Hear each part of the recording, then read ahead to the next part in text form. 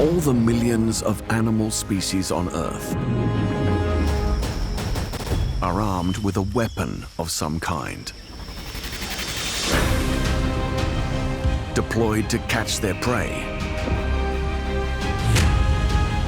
evade a hunter, or secure a mate.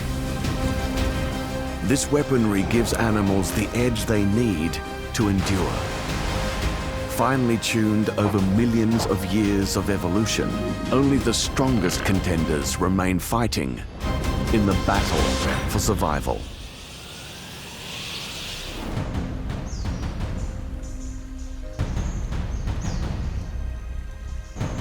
More animal warriors compete in the world's lush jungles and dense forests than anywhere else on the planet. But it's a home riddled with hiding places and elaborate escape routes. This complex hunting arena demands some of the deadliest weaponry in the world's great animal arms race.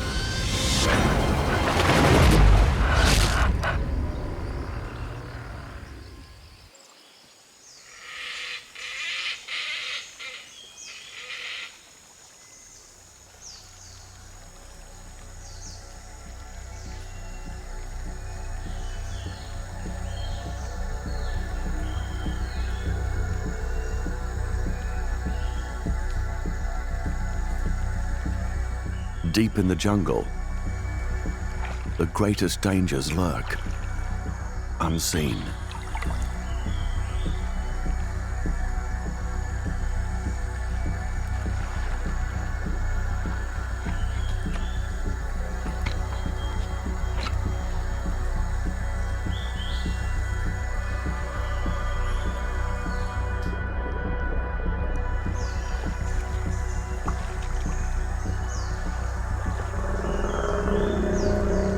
Weighing in at half a ton and armed with the most powerful bite of any species, the female saltwater crocodile is a deadly predator.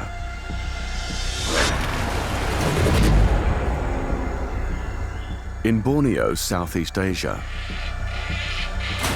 she is queen of the jungle.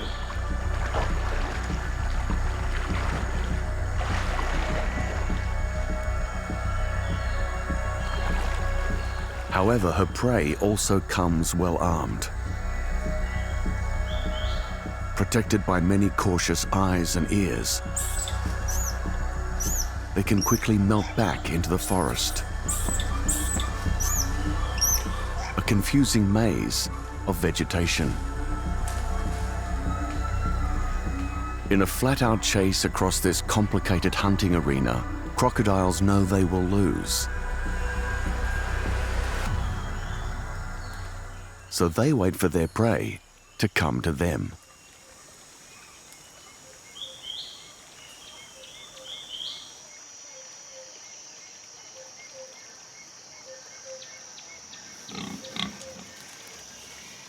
A small herd of bearded pigs presents an opportunity.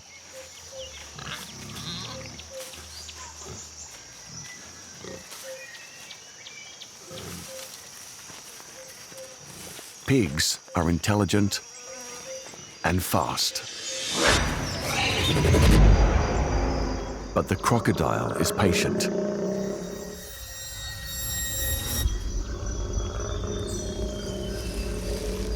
She is an expert ambush hunter.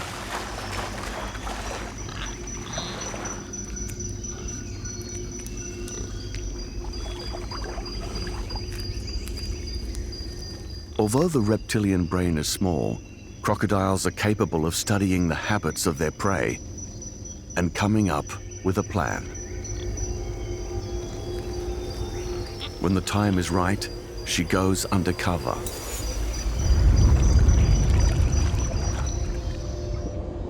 Maneuvering her considerable bulk beneath the surface. No easy feat for such a mammoth hunter.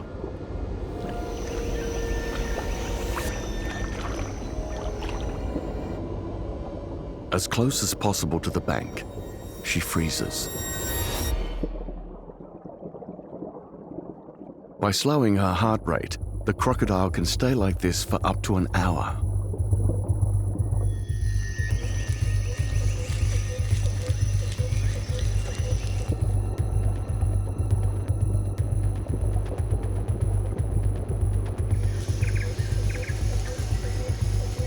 She won't attack unless the pig wanders into the strike zone.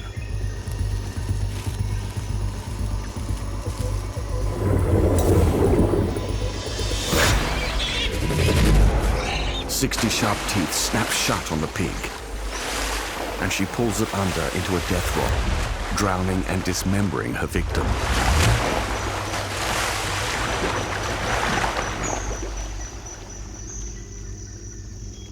It's been the perfect ambush, showing off the crocodile's successful mix of strength and strategy.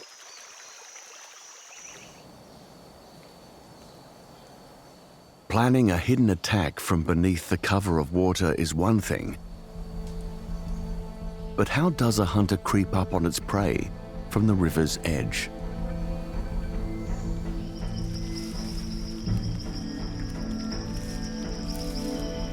In the depths of the Amazon jungle in South America, potential hiding places are everywhere. And on each tree sits a sentry.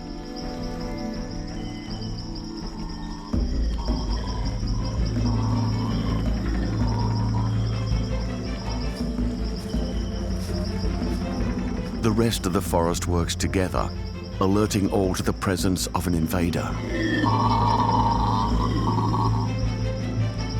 In this case, a jaguar, the largest cat in the Americas. Armed with the strongest bite of all the big cats relative to size, a jaguar can kill prey instantly with one powerful bite.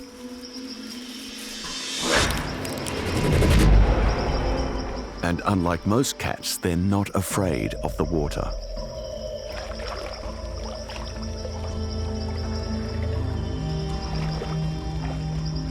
As good swimmers and able to rip through scales and tough skin, jaguars are the only felines who regularly hunt reptiles. A member of the turtle family, the terrapin carries a safety bunker on its back. Overlapping plates of keratin form a barrier around its vital organs.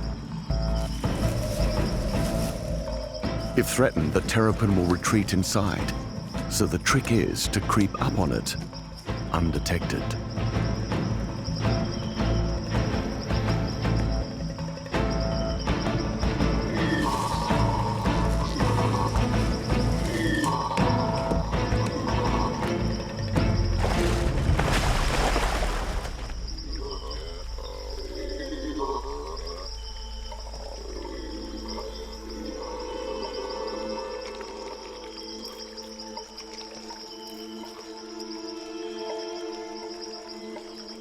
Today has been a success,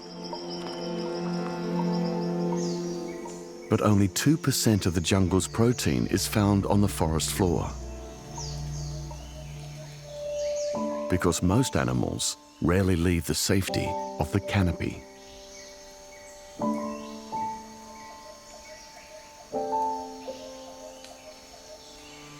Famous for their excruciatingly slow speed, sloths spend most of their lives in the treetops.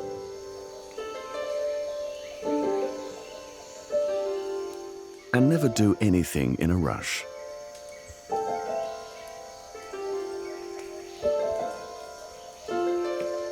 In Central America's Costa Rica, this female and her pup are on the search for some succulent leaves.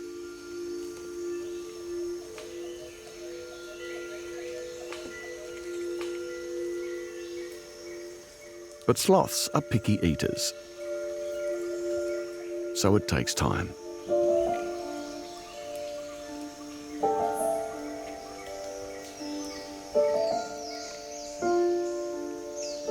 Moving at such a measured pace is actually quite difficult.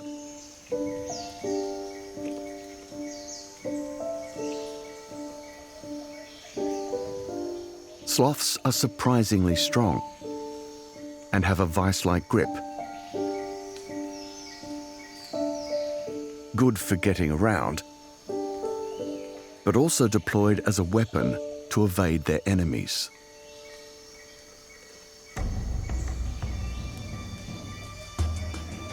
On the forest floor, a jaguarundi approaches. Although one of the smaller cats, she's still large enough to take on a sloth. Her otter-like tail gives her incredible balance, and her slender build makes it easy to scale trees in an instant.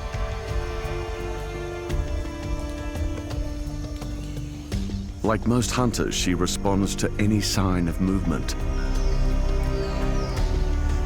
So the sloth freezes, shielding her pup from view. Suspended only by their arms, a sloth can hold its position in mid-air for over 10 minutes.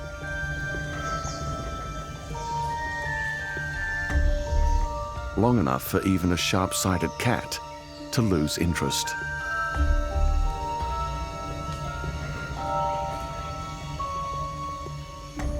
Algae growing in the sloth's fur completes the camouflage.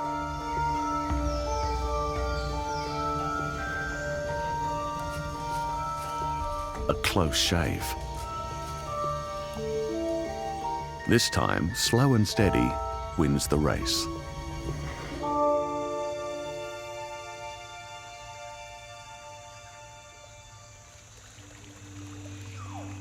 Back in the Amazon River, some predators have learned to hunt as a team.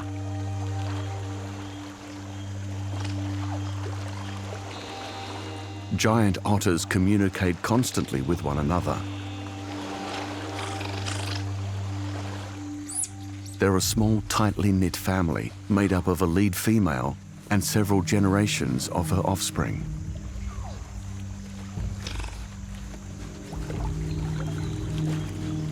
Only by working together with military precision can they quickly capture their prey.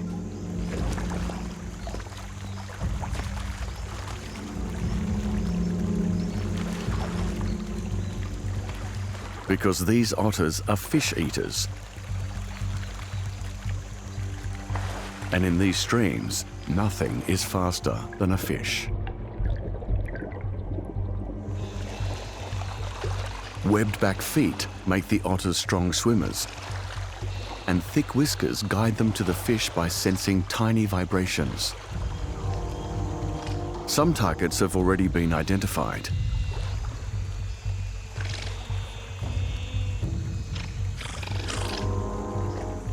The troop begins driving the fish downstream.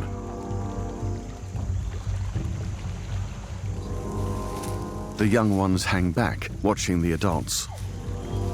Their ability to learn from one another is key to the otter's successful cooperation. The fish school together, seeking safety in numbers. But this is exactly what the otters are waiting for. They herd the fish towards a dense patch of aquatic plants, and the trap is set.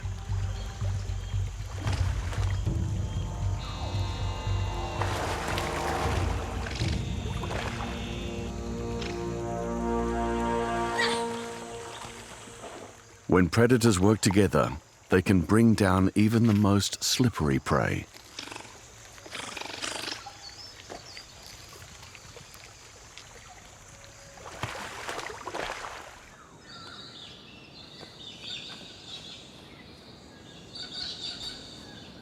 Further south of the equator, dense jungles give way to the open forests and woodlands of Australia's east coast.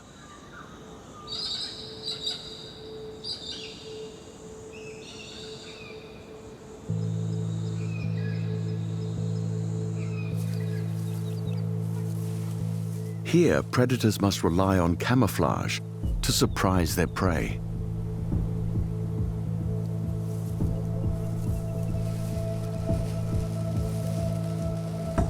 The venomous death adder, armed with some of the longest fangs of any snake, and one of the fastest strikes. He can attack in 1/4 of a second, faster than the blink of an eye. It's rare to ever see one on the move, for the adder never actively hunts. Instead, he has a secret weapon for tricking prey to their deaths.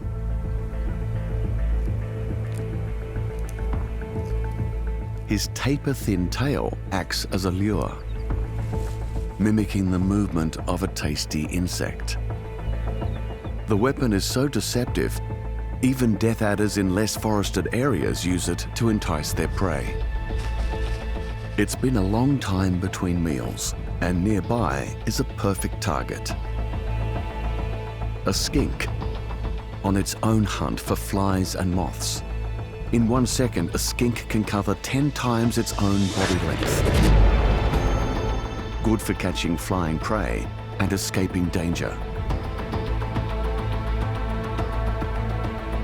This adder is no match for its speed, so instead he hunkers down and sets his trap.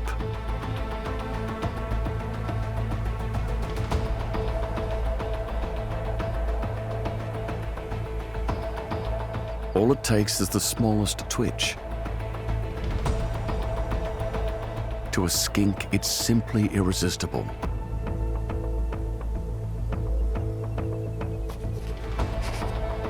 The skink is in striking range, and yet the adder holds its position.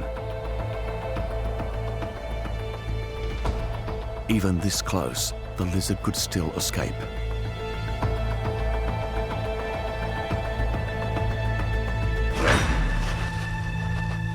The adder pumps the skink's body full of neurotoxic venom. First, the lizard is paralyzed, then his lungs begin to fail.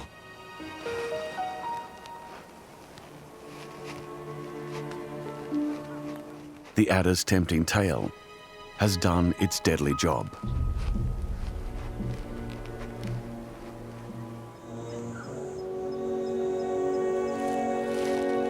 For those seeking to avoid capture, Australia's open forests have fewer places to hide.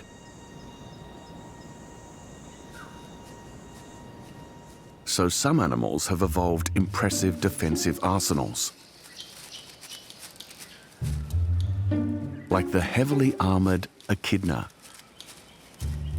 They belong to an ancient order of mammals called monotremes, egg-laying mammals, and have existed here unchanged for over 15 million years.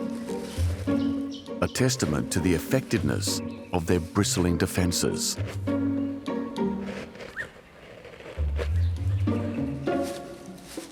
They also have their own offensive weapons. A sensitive beak picks up electrical signals emitted by the insects they prey upon.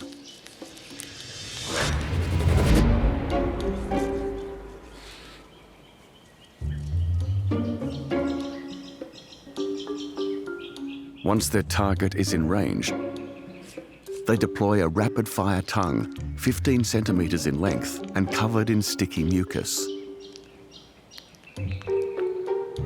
To get his fill, this male has to eat over 40,000 ants and termites a day.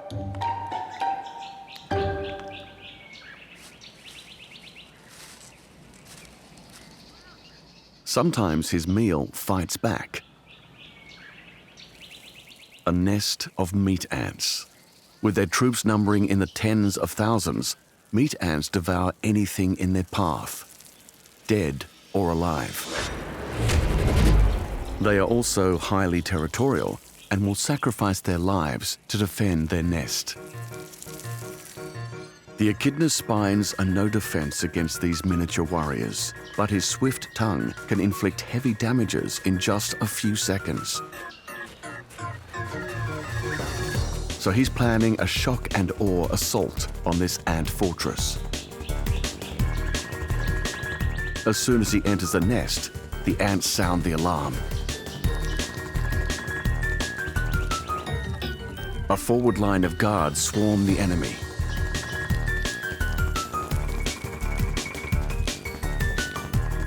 The ants might be small, but they can inflict painful bites and have the weight of numbers. The echidna is repulsed. Ridding himself of the remaining fighters is no easy task. Even animals as well armed as the echidna can find themselves outmaneuvered.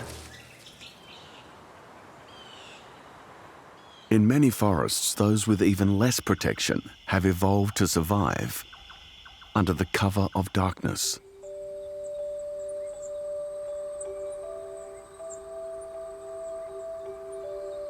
They seek safety in the night, but they're mistaken.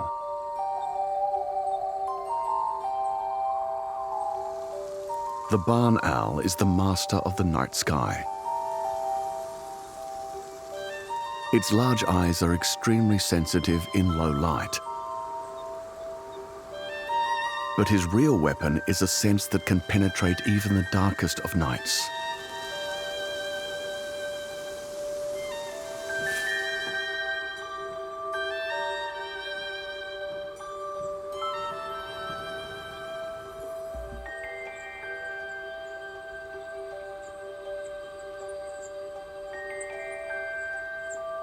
The owl's heart-shaped face channels sound into his ears, like a satellite dish used for ultra-precision hearing.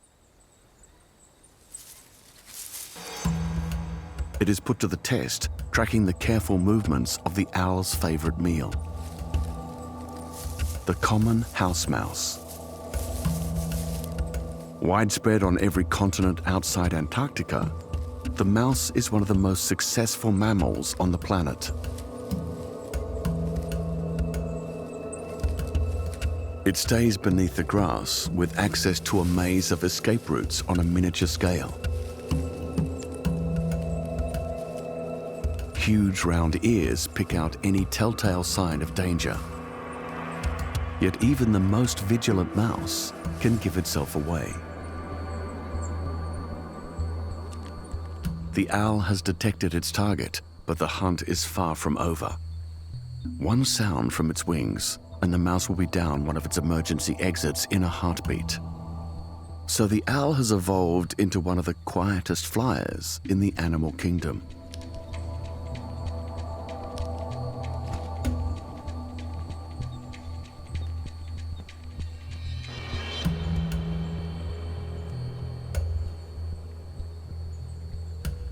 Most bird wings have hard edges that whip the air as they move.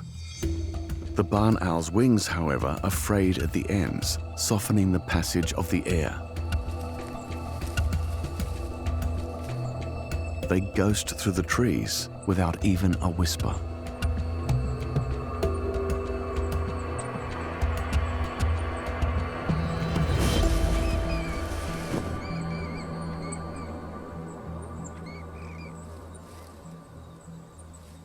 The barn owl eats about 4 rodents a night. That's almost 1,500 kills a year. No wonder it's such a well-honed hunter. Mice are not the only animals who tried to hide amongst the undergrowth.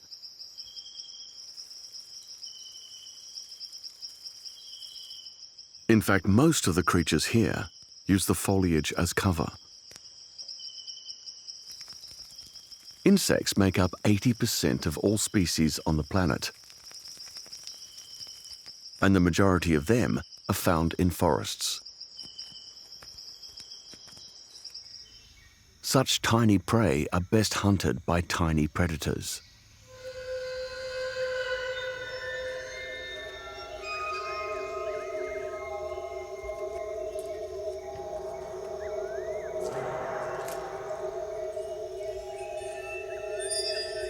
Spiders kill 800 million tons of insects each year. Double the amount of meat and fish consumed by humans.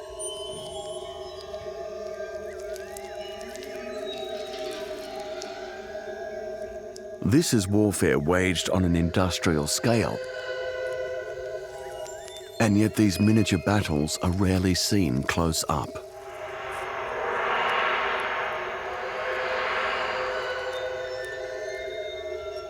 A Portia spider, one of the most highly skilled micro-hunters.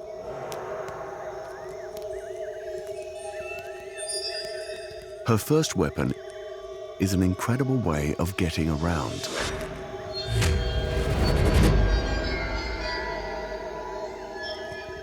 Able to leap 50 times her body length, escape seems impossible when it comes to Portia. But she isn't one for the chase. She prefers food which sticks around. Portia is a spider hunting specialist.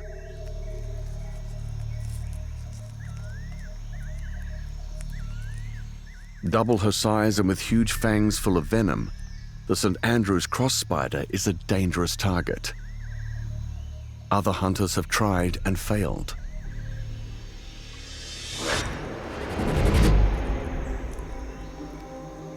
Preparing for this hit will take some time, so Portia deploys her second weapon.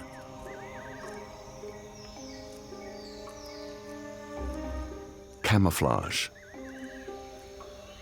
She waves her bristly legs in front of her.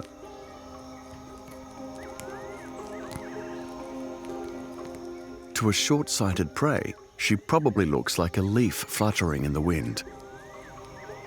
And so unseen, she can conduct her surveillance.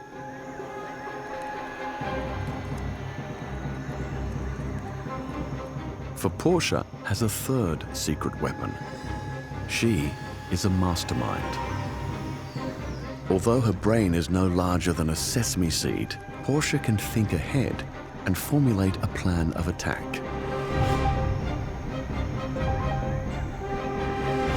She starts with a deception. Plucking strands of the web to imitate struggling prey, she tries to lure the cross spider closer.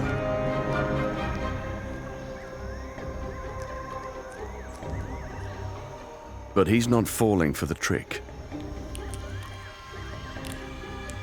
On to Plan B. It's time for a more direct approach.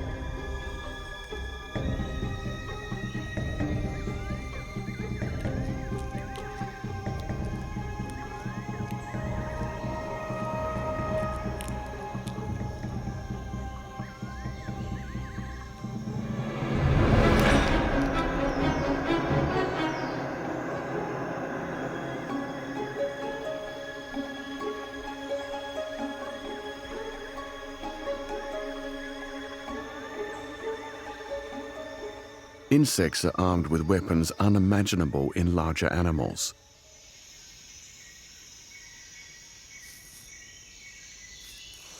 A grasshopper has enormously long legs built for leaping out of trouble.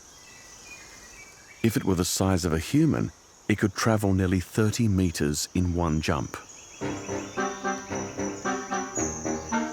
Which is why this chameleon must make a covert approach.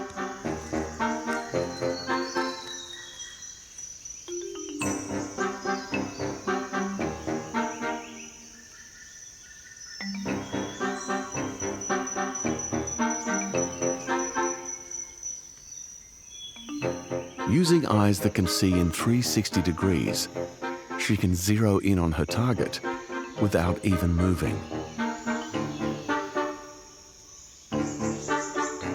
There's no need to get any closer.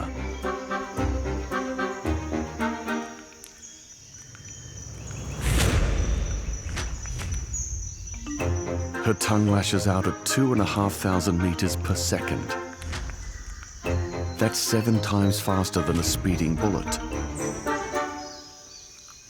It's one of the quickest weapon deployments in the animal kingdom. Combined with deadly accuracy, a chameleon rarely misses.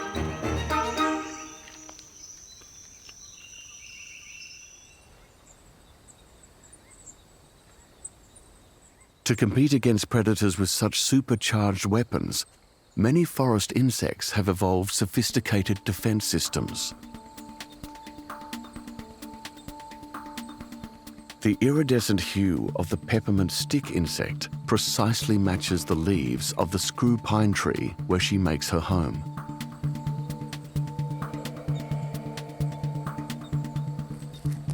The tree provides for all her needs: shelter and an abundance of food.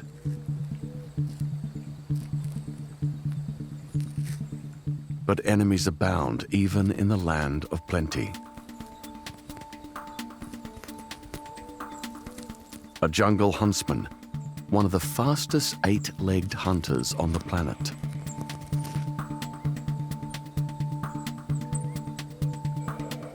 The stick insect can't fly, so she has no way of escaping him.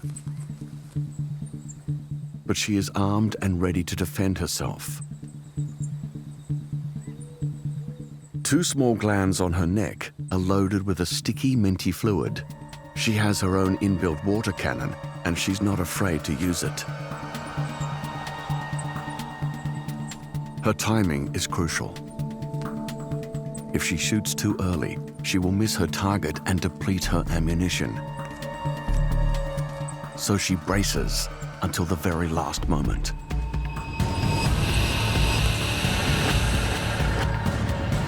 A burst of spray that can reach half a meter, and it's all over in an instant. But only momentarily.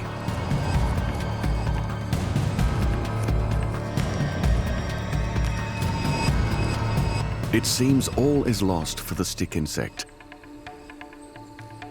Yet the huntsman doesn't seem so sure. Peppermint is revolting to spiders, and now his meal is covered in it. The sweet-smelling stick insect will live to see another day.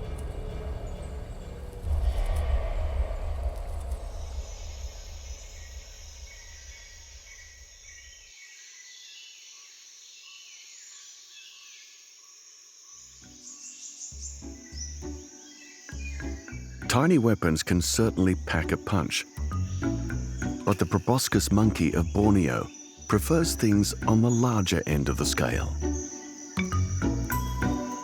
He sports one of the most bizarre animal appendages: an enormous nose, a weapon of seduction.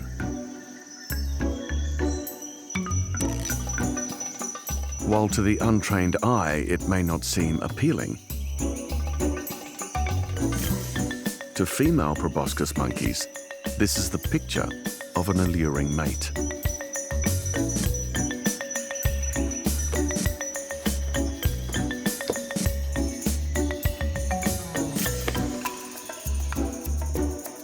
His oversized nose, which stretches below the mouth, signals that he's a large, strapping beast with a higher sperm count than other males who aren't so well endowed. Which is why he's the dominant male in charge of a large harem of females and young.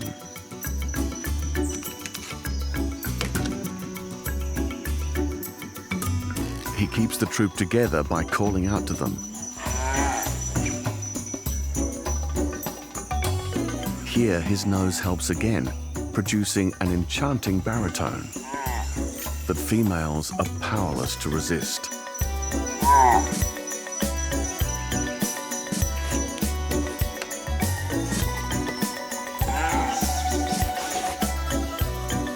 But the calls have also attracted some unwanted attention.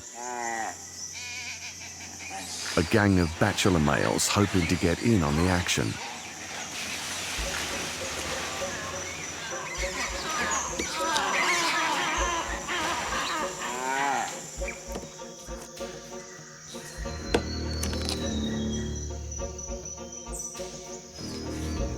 Such incursions cannot be tolerated.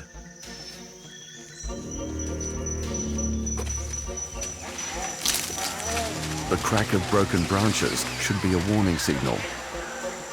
But one of the bachelors comes closer still. So the dominant male unleashes his fury. Armed with over 20 kilos of muscle and sharp canines, he's a formidable enemy.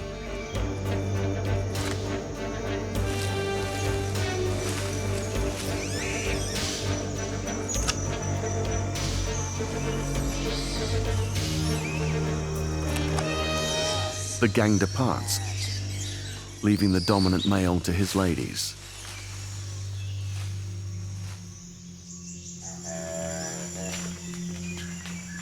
He wins this round by a nose.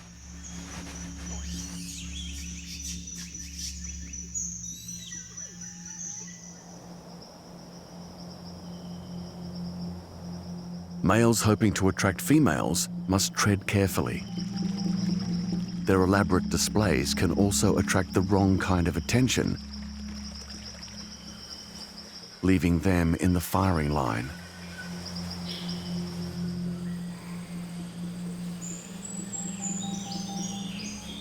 Surprisingly, one of the most complicated performances is put on by the tiniest of males. The itsy bitsy peacock spider of Australia.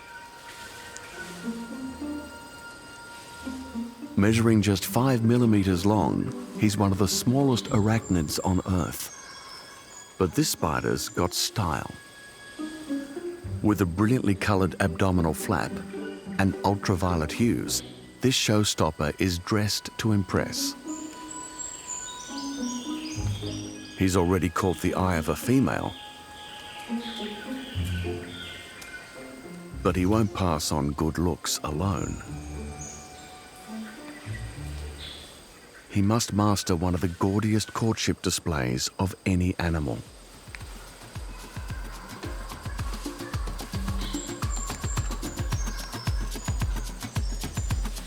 He moves into position and begins.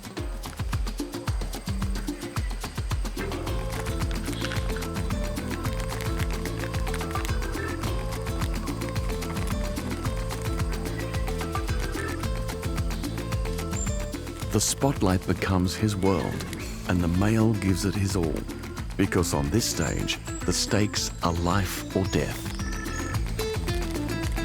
If he impresses the female, he'll be allowed to mate with her. But if he fails, the female will eat him.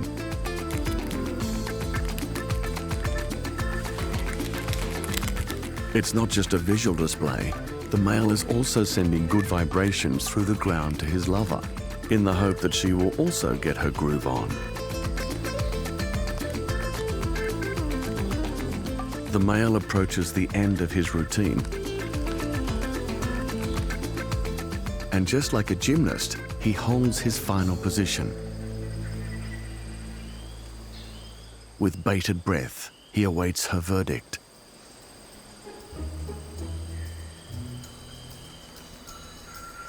This time, it's 10 out of 10. Not only has the male saved his neck, he is allowed to pass on his sperm, which he does by gently scooping it into the female using his pedipalps. Although female peacock spiders are difficult to win over, they are loyal. Once she is mated, this female is unlikely to take another dance partner.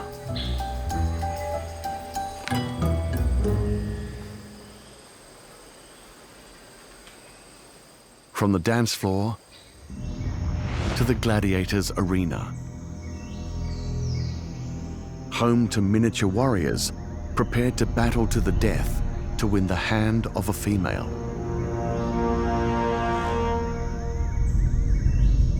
With giant horns longer than 2/3 their body size, rhinoceros beetles are armed with some of the most elaborate weapons of any animal.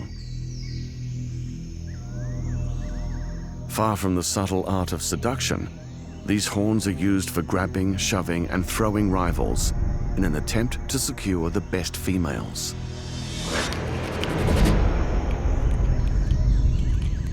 This contender is on the way to a female waiting on a branch down below.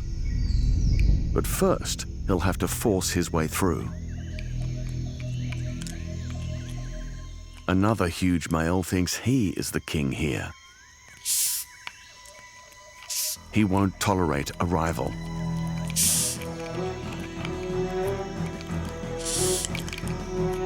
Each tries to topple the other, using their two-pronged horns as a ramming device.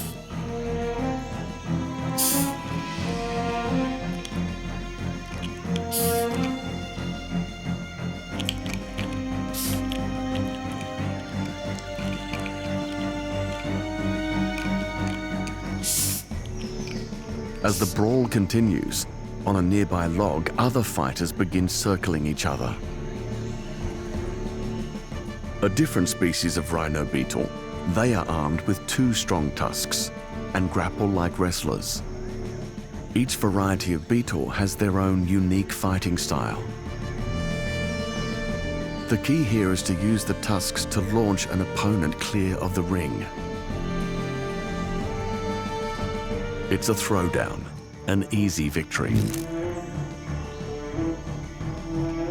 Meanwhile, in the other ring, the fight is still underway. Although on a miniature scale, this is a battle of giants, slamming into each other with crushing force.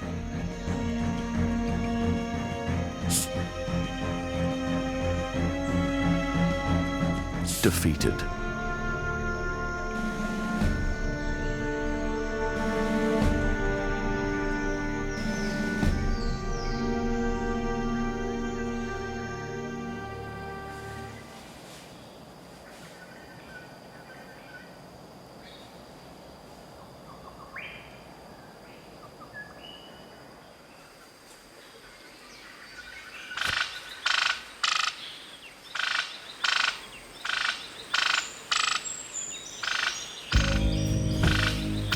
The arms race between males produces the biggest weapons of the animal kingdom.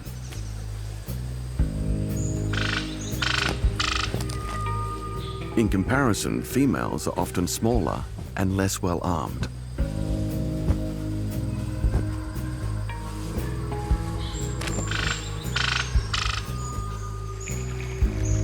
However, there are some species where it's the females who are all-powerful.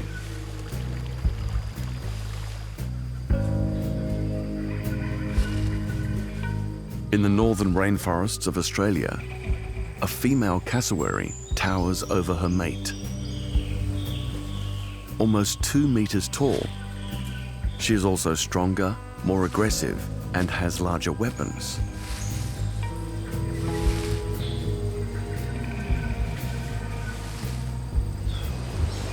She's the queen in this part of the forest, with a defined territory and several males with whom she mates. She's been courting this male for several weeks, and today has laid a clutch of eggs.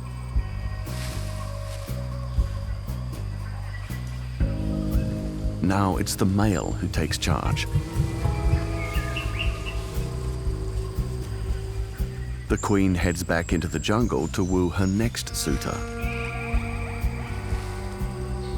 while the male is left to incubate the eggs and raise the chicks once they hatch.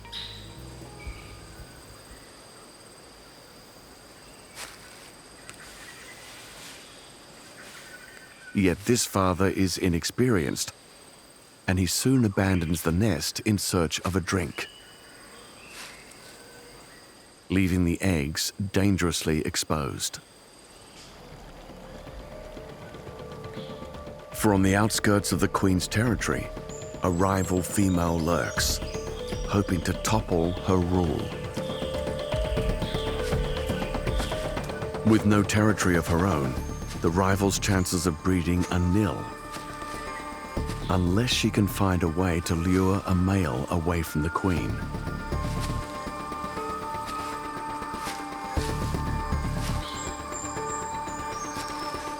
Destroying the monarch's eggs would be a daring move. Yet, eliminating the competition is the only way for this female to ensure her bloodline will reign. The male returns, but he is too small to take on a larger, assertive female. So the rival gets to it, undisturbed.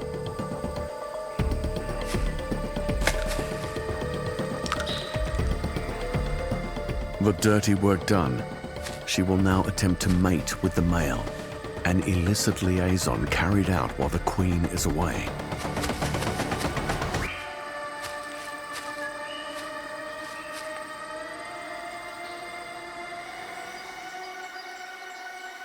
The battle of the females is just beginning, and the stakes couldn't be higher. For failing to raise young is an evolutionary full stop for the individual. A dead end.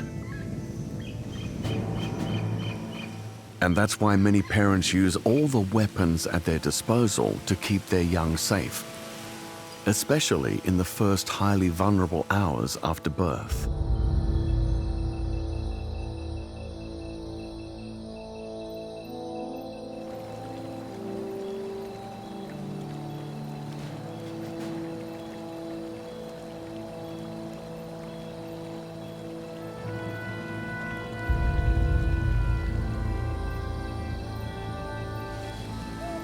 Crocodiles are surprisingly diligent and protective mothers. A female guards her nest for 80 days.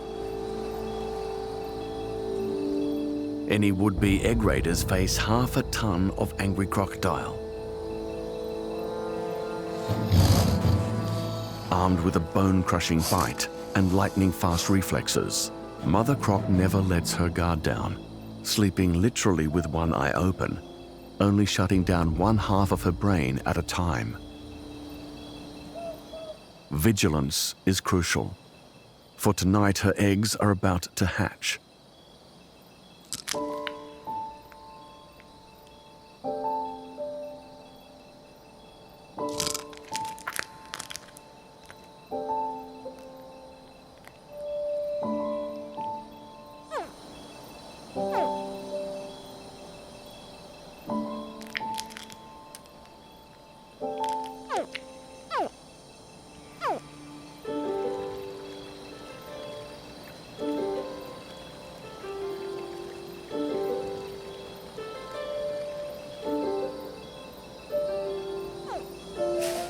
When they emerge, the hatchlings are just under 30 centimeters long.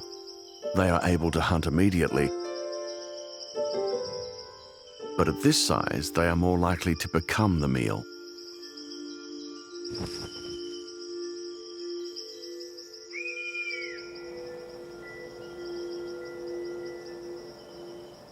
Incredibly, their mother switches off her instinct to strike at reptiles of this size, turning from deadly predator into heavily armed bodyguard.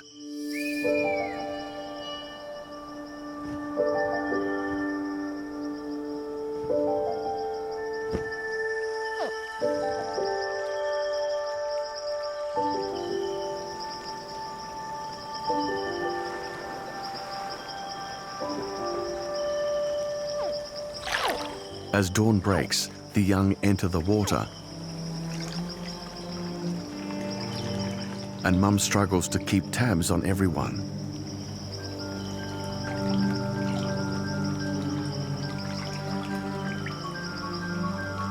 Hunters for these bite-sized babies are everywhere. Like a great egret patrolling the riverbank.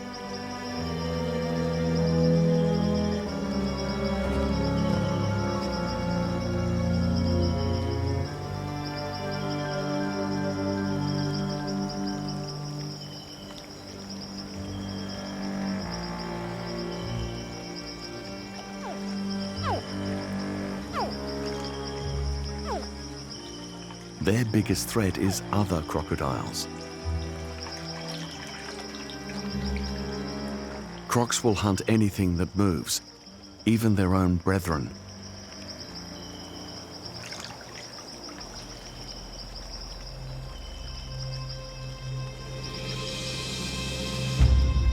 One juvenile male can't resist the temptation.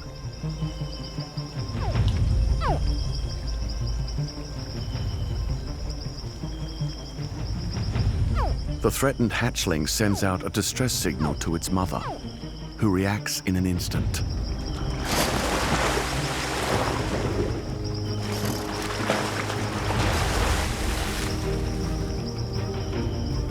This time, the hatchling is saved. But as the newborns head upstream, protecting them becomes even more difficult. For every 100 eggs the mother croc lays, only one hatchling will make it through the next few years.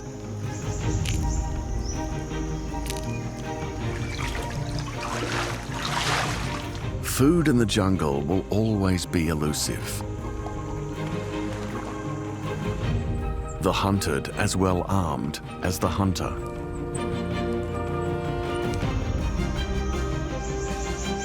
Others will be locked in constant battles with their rivals, or face threats to their young lurking around every corner.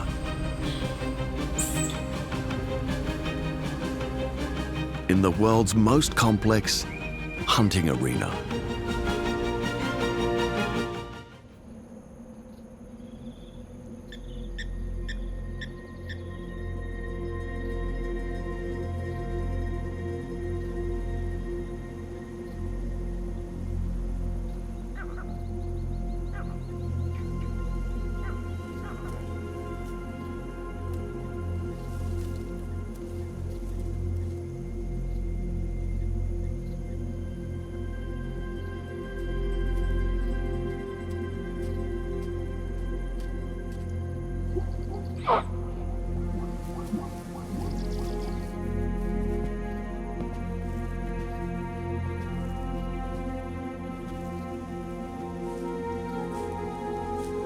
A female cheetah on the prowl. Her weapon is extreme speed. With a slight build, flexible spine, long legs and huge heart and lungs, her top speed is 93 kilometers per hour, the fastest hunter on land. Yet out in the open, even she has little hope of success.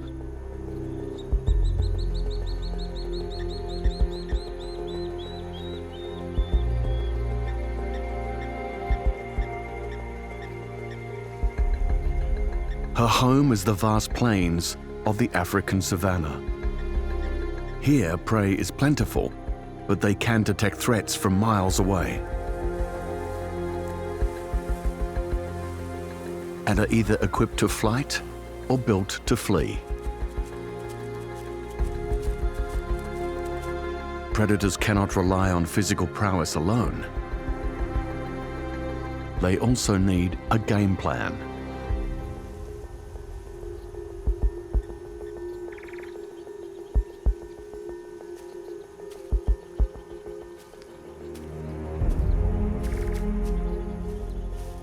First, the cheetah uses the tall summer grass as cover.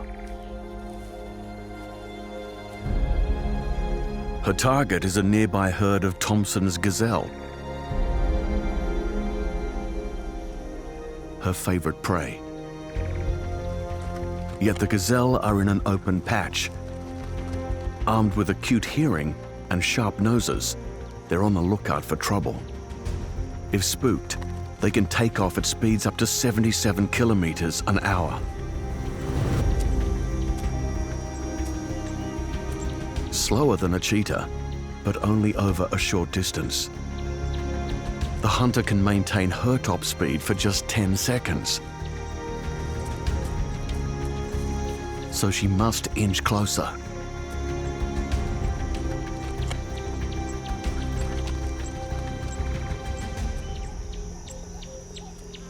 "50 meters out from the gazelle, she enters the strike zone.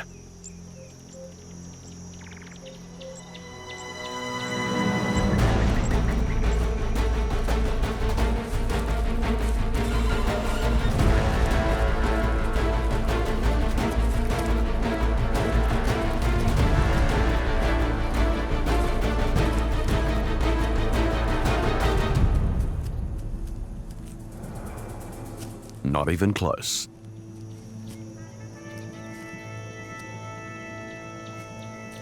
More weapons are deployed for the battles between predator and prey than for any other event in the natural world. But one side always has to lose. And surprisingly, it's usually the hunters.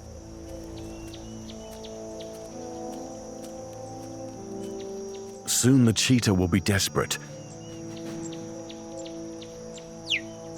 because she has a new generation of warriors to feed. Her cubs are only 3 weeks old and still completely dependent on her. It will take 2 years to fully train them up to competent hunters, a huge investment that will take its toll on their mother.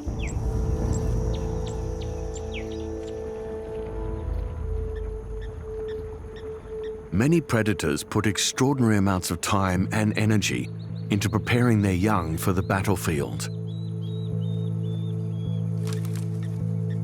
The animals they prey on, however, must be ready to run for their lives in a matter of minutes.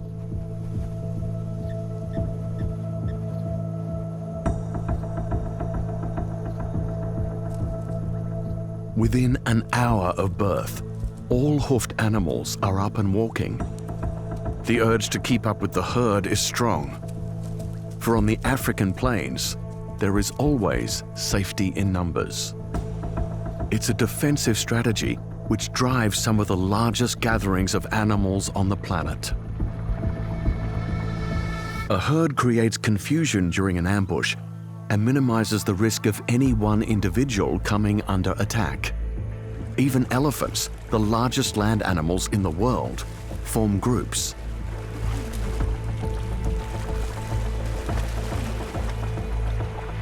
Especially to protect their young.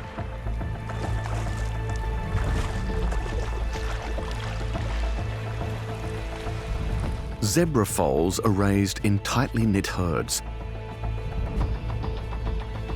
fiercely protected by a dominant stallion.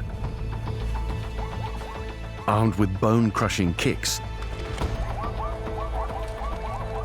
and a ferocious bite, stallions will not hesitate to attack hyenas and other threats to their harem. These preemptive strikes are often the best form of defense. However, hyenas are not the most formidable hunters on the open plains.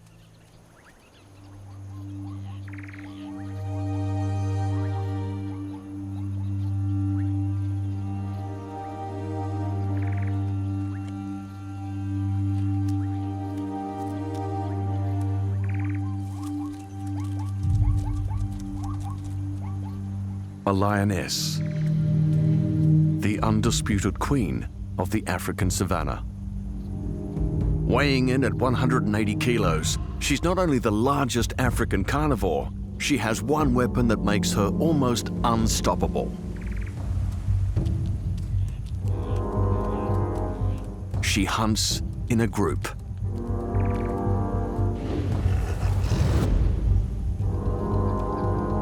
Lions are the only big cats to consistently hunt in teams. As a unit, they saunter across the plains, provoking fear amongst the enemy ranks.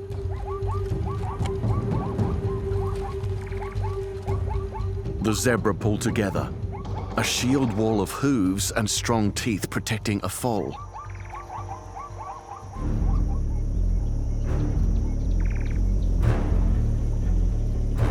But they must hold their nerve. This is why lions hunt as a team, to intimidate. With the herd spooked, the lions separate. One will lead the final charge while the others form a cordon around the target.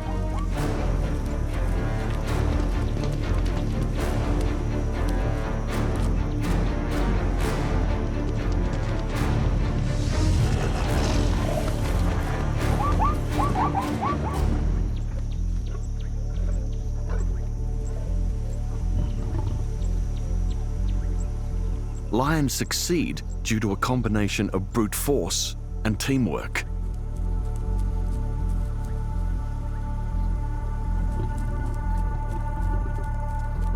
The whole pride comes together to share the spoils. They can gorge on up to a quarter their own body weight if left undisturbed. So they share food grudgingly.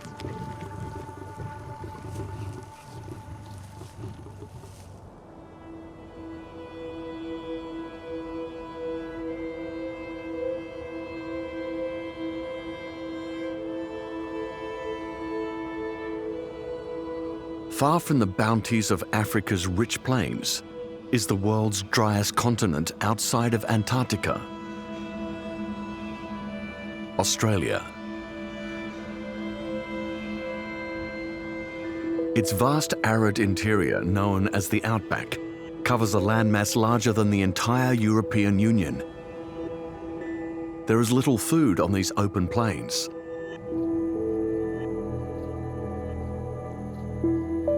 Only one mammal is able to survive here as a top predator: the dingo. They often hunt in packs, but this juvenile male has been pushed out of his childhood den and must now search for his food alone. Using a highly sophisticated sense of smell, he can trail targets from hundreds of meters away.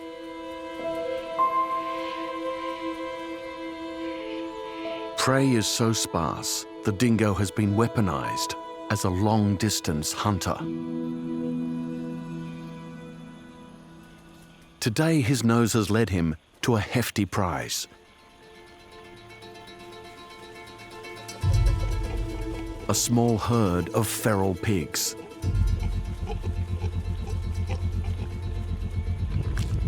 The adults are large and have strong teeth. They could easily rip open a dingo, especially an inexperienced one. There are a few piglets, but they're well protected.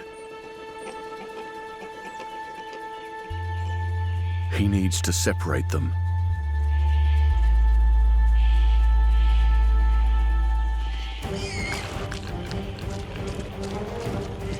He flushes the pigs out into the open.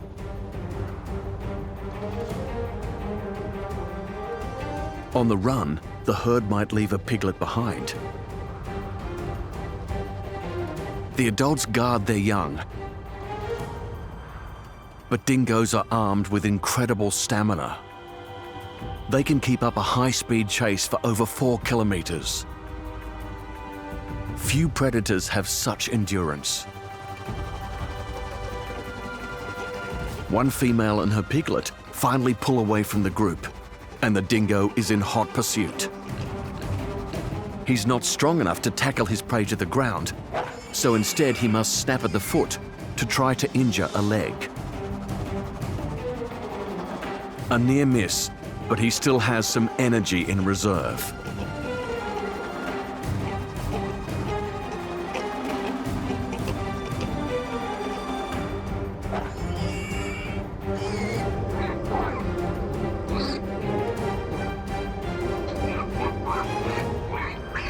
A tiring, well-won victory.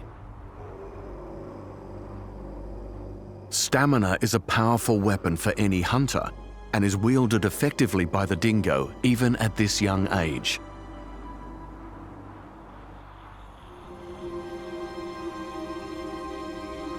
On such arid lands, water is as hard to find as food. Drinking holes are oases for thirsty travelers, like giant flocks of budgerigars making their way over the plains.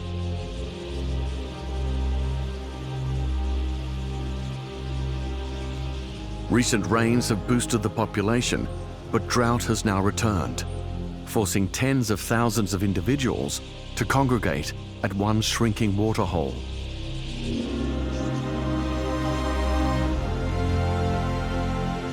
It's the only water for hundreds of kilometers.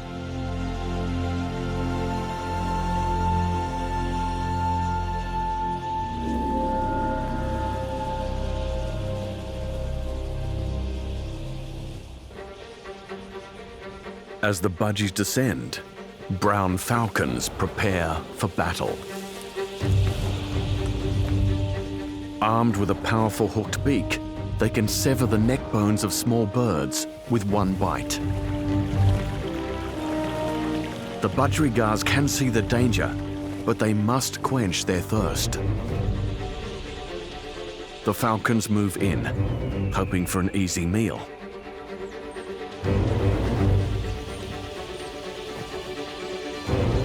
But the budgerigars don't go down easily.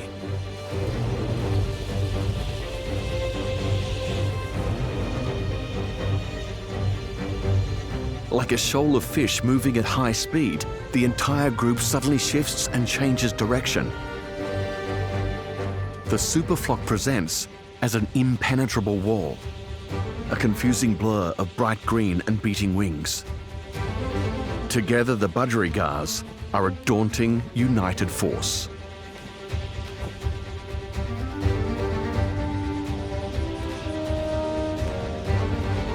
The falcons change tactics and dive through the swarm, an attempt to generate panic.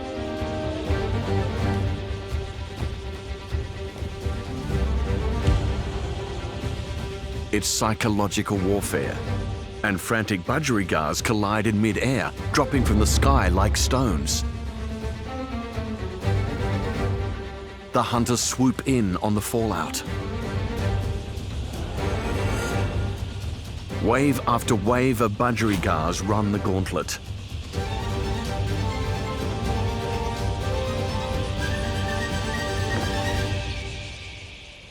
While it seems like an unfair fight, thousands of budgerigars will make it through. For them, sticking to the flock has proven a winning defense strategy. The battle between prey and predator is not the only threat animals have to contend with. For some, the dangers are even closer to home. A female wedge-tailed eagle returns to her nest after a successful hunt.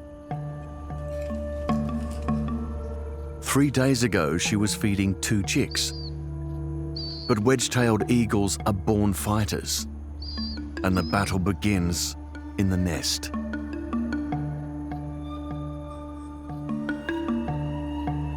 Chicks can devour half their body weight each day. So to cut the competition, the first to hatch is driven by instinct to kill off its siblings. As the firstborn and largest of the chicks, it usually succeeds. For some, the arms race starts even within the family.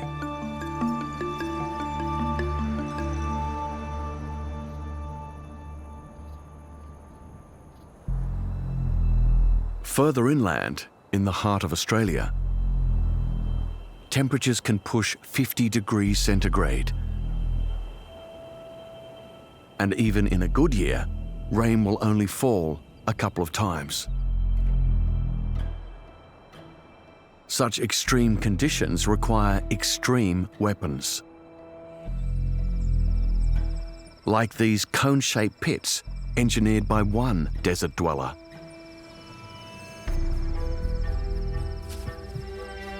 With their perfectly angled slopes, these craters are insect death traps. With an ambush predator at the center. Antlion larvae attack with venomous pincers. However, their striking distance is short. Passing ants just have to stay out of reach.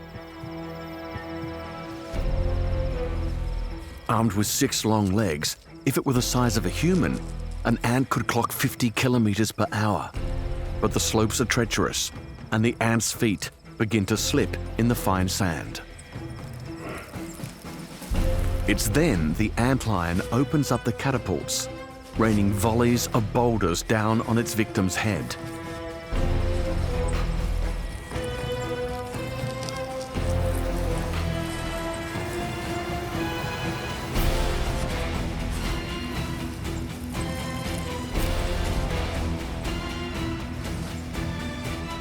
giant is done for.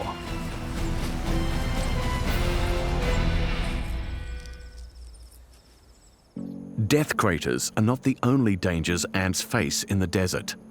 With such little food on offer, many larger animals also hunt for insects.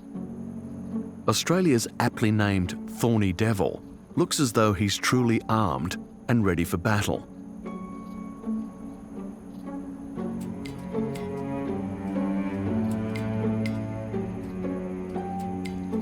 Although he feeds exclusively on ants. His short, sticky tongue can lap up over 1,000 a day. His impressive armor, however, is used to face another foe: deadly thirst. Too tiny to travel long distances to water, the thorny devil instead harvests his own. When the desert is covered in dew, his spikes collect the water and funnel it down grooves into his mouth. For some, the arms race is more about surviving extreme conditions. Although the devil's thorns also help to deter predators. A good precaution, as more venomous hunters are found here than anywhere else on the planet.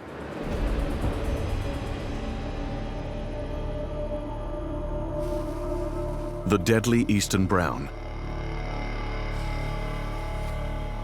He preys on small rodents.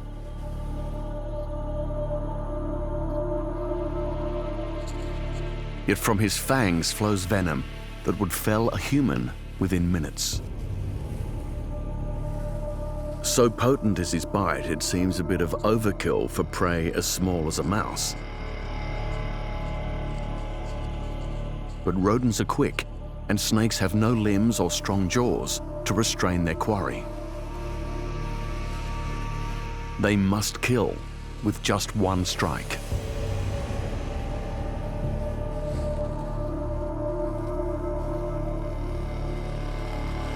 He hunts actively, patrolling the desert.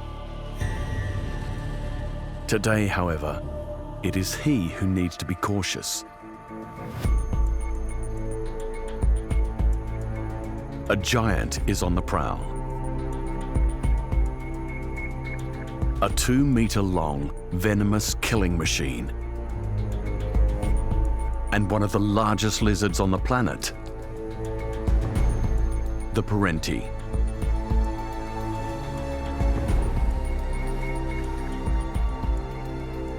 Rodents are not enough to fill such a beast. He is a cold-blooded snake killer. His forked tongue picks up a chemical scent trail left by the eastern brown. Unlike the snake, he can also raise himself up on all 4 legs to catch glimpses of fleeing prey. Both weapons arm the Parenti to chase down fast-moving targets, even when they go underground. It's not known whether Parentis are immune to venomous bites. Perhaps they are just brave.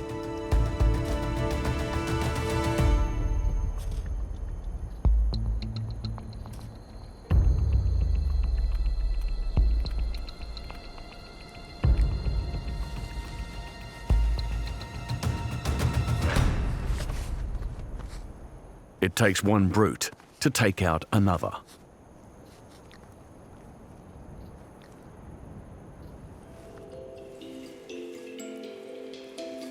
With such monsters on the prowl, some have changed their entire existence in order to survive.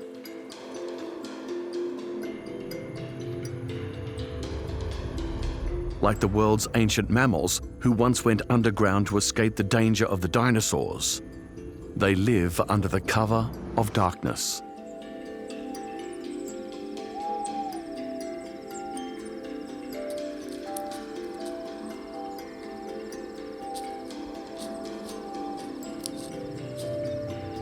The tiny fat-tailed dunnart comes out in the dead of night.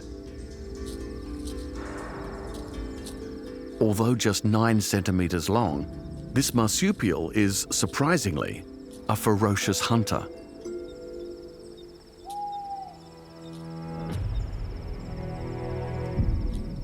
Her game of choice is insects. But how does she track them down at night when they are so well camouflaged?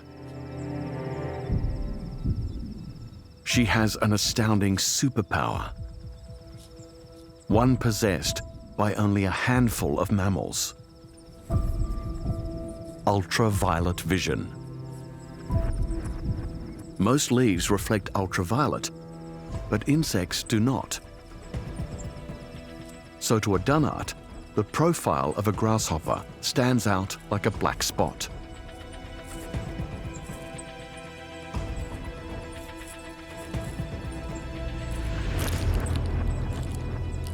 An easy victory for a predator with secret powers.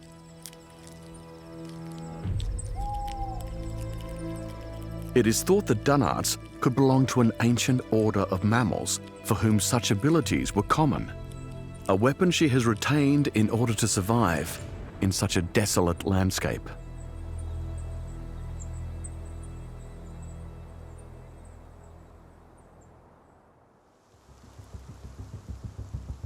Some animals of the plains have to survive not the blistering heat, but the freezing cold. On the prairies of North America, winter comes hard and fast.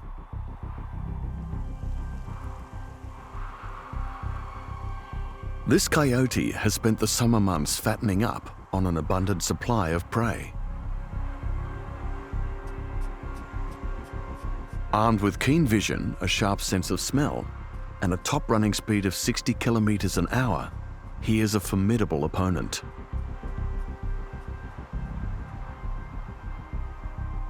But soon the burrowing rodents he savors will be locked away under meters of snow. The coyote's entire range has been blanketed. All that is left is a deafening silence.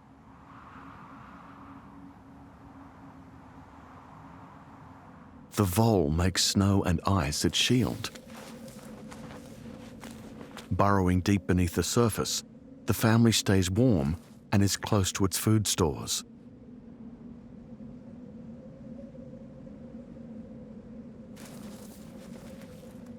They smugly bunker down for the cold months ahead. Above ground, the coyote is not deterred. With most of his weapons rendered useless, he must rely on his precision hearing.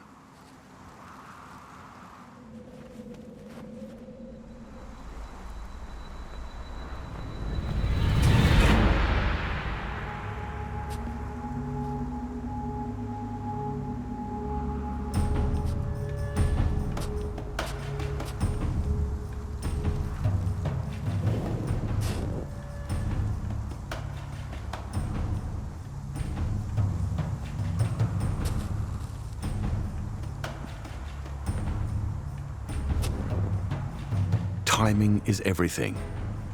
Launch too soon, and the vole escapes. He must wait until his radar locks perfectly onto his target.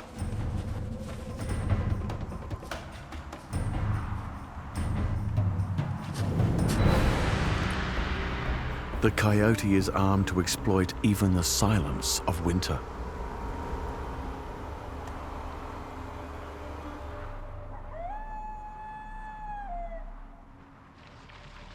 The change of the seasons always brings with it new challenges. As snow begins to melt on the prairies, bison come together in their thousands.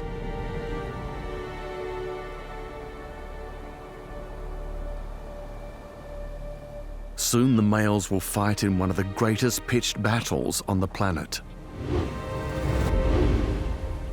Sheer bulk is their weapon of choice. Each weighs over a ton. The head alone is a massive 180 kilos, swung by a powerful neck it becomes a terrifying battering ram.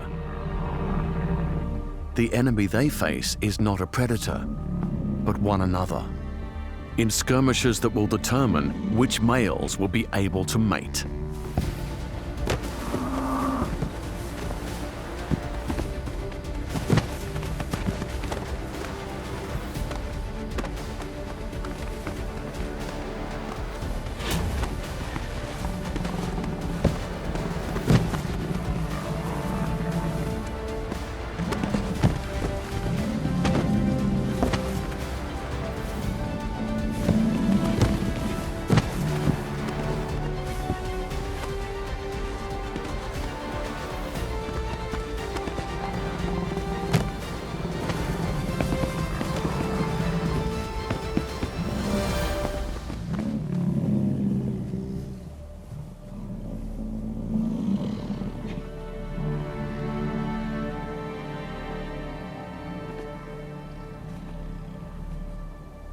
However, the fighting has its costs. By the end of the rut, the males will have fought so often and so hard that they've lost a quarter of their body weight. They emerge from the season battered and starved.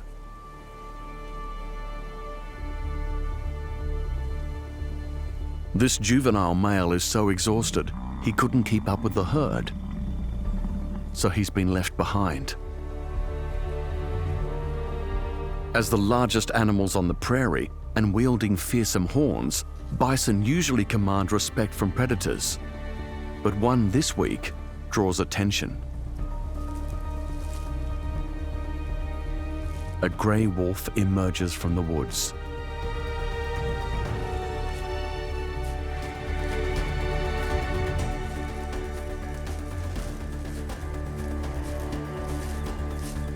He sizes up his enemy. Even a frail bison bull is a formidable opponent and could gore and kill a wolf.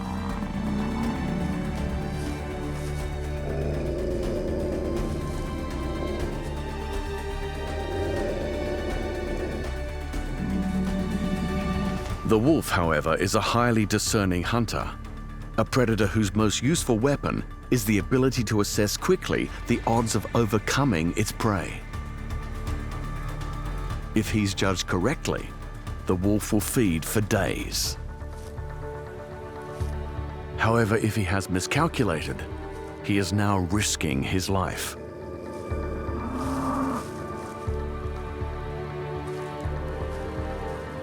The bison is surprisingly agile. With most of its weight centered over the front hooves, it can pivot quickly. The wolf's reaction speed is faster, only just, keeping him millimeters from the bull's deadly horns.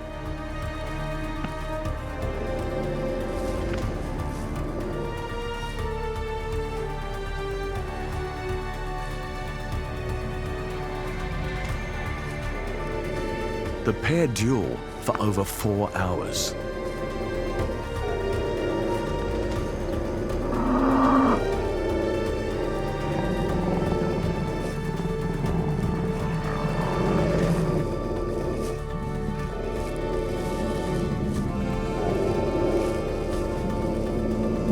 Finally, the bison succumbs to exhaustion.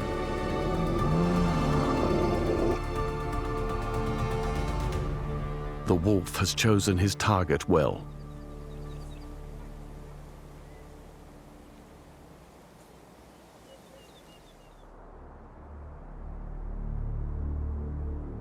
Despite the dangers of male-on-male combat, it's an incredibly common phenomenon across the world. And nowhere else is that more obvious than on the fertile plains of Africa. While males are almost always ready to mate, females are often unavailable, either pregnant or with young at foot.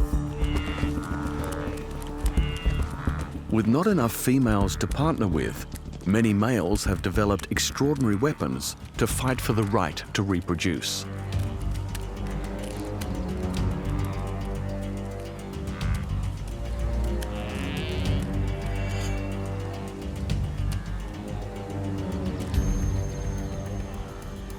Horns are the most popular choice. They come in a variety of shapes.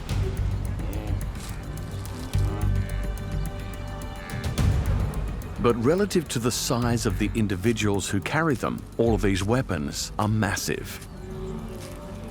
Males haul them around all year to use them for just a few short weeks, when in the rutting season, their swords are finally unsheathed.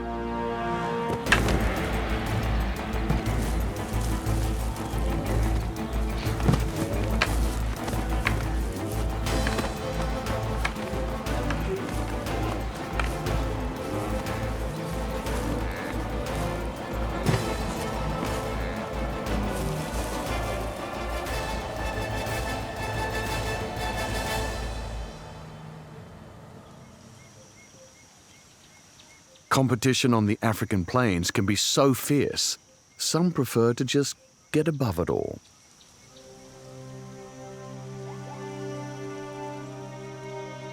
Standing at over 5 meters high, giraffes are the tallest living land mammal. And almost half their length is in their neck. Most people assume this is so giraffes can tower over other herbivores on the plains to feed on tall trees their rivals can't get at. However, long necks can also be used for combat and are put to use by male giraffes with devastating effect. This young bachelor will soon be in his prime. To establish his position, he can't just sit on his haunches. If the bachelor wants a hope of mating, he must challenge another to a duel.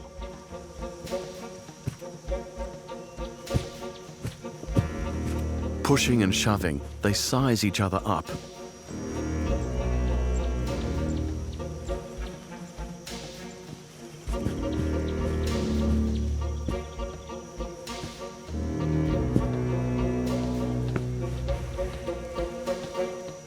Then they begin shelling out jabbing blows.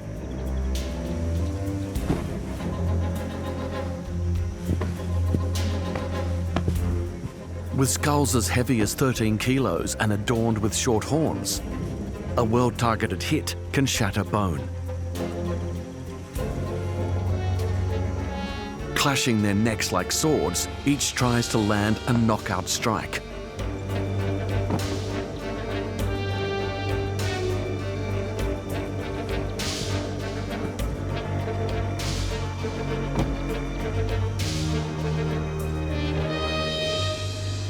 The bachelor's rival begins to tire. He pauses, and without much fanfare, moves away. The young bachelor is victorious. Elsewhere, the ritual of male combat gets even stranger.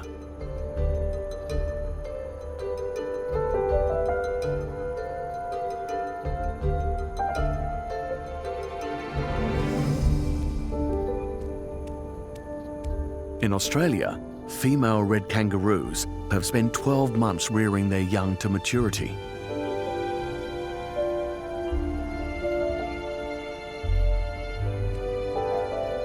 Soon the joeys will become independent, and that means their mothers will be ready to mate again. In the off-season, the males have spent their time building up their enormous biceps. Kangaroos are some of the most muscular animals on the planet. Over half their body weight is pure muscle. These bodybuilding giants flex their chests to impress the females and intimidate potential rivals. However, it's not all just for show. When two evenly matched competitors come face to face, they assess each other's ability to throw dangerous punches and powerful double-legged kicks. If neither is willing to back down, it's game on. The less dominant male usually initiates the fight. Powered by his strong tail, he can unleash over 10 kicks a minute to destabilize the larger male. Heads are flung back out of reach of razor-sharp claws.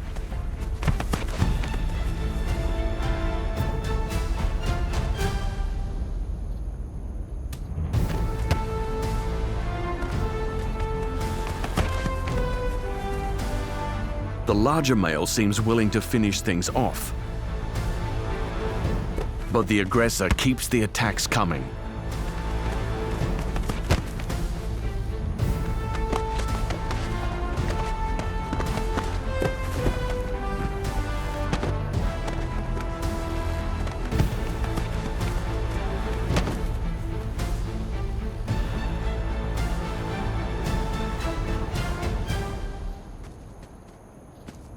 Not ready for another beating, the larger male throws in the towel.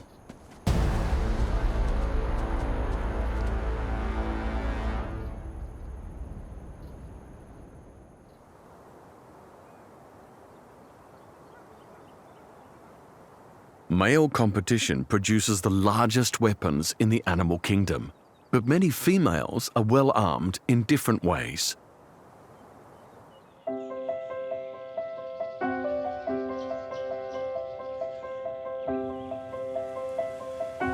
In the Australian outback, a superb fairy wren feeds her newly hatched chicks.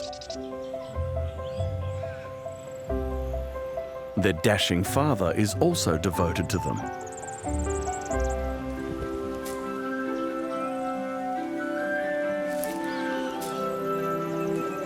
Fairy wrens mate for life.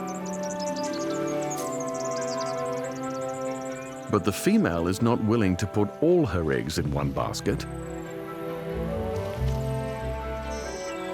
She has the smarts to attract more than one male.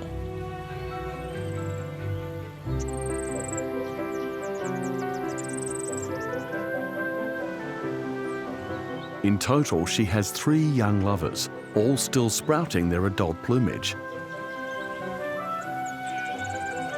These bachelors provide food for the family. It's a successful covert operation run by a motherly mastermind. With 4 males providing for her young, their survival is almost guaranteed. In return, she mates with her lovers, mixing up the genetic diversity of her chicks.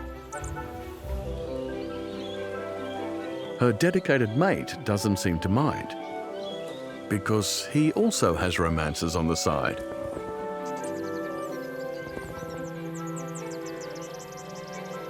In fact, fairy wrens are so promiscuous, the majority of chicks aren't related to their father at all. The arrangement seems to work for everyone and ensures fairy wrens as a species survive where others may fail.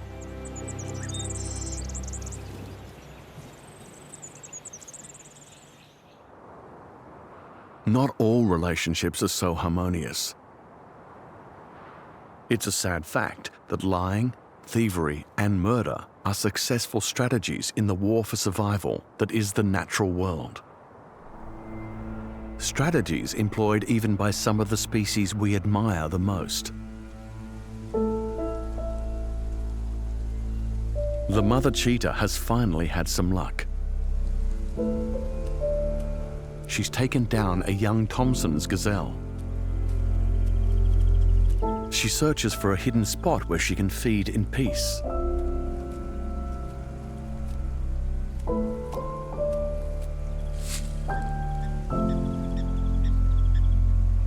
She is cautious, and for good reason.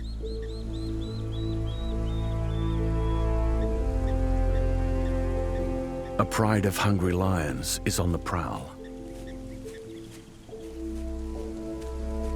As the largest predators in Africa, lions don't need to make all of their kills. They are partial to daylight robbery. Usually the cheetah avoids hunting when these thieves are in the neighborhood. On the open plains, there is nowhere to hide from them. But with cubs to provide for, she's taken a risk. And now she faces an ambush.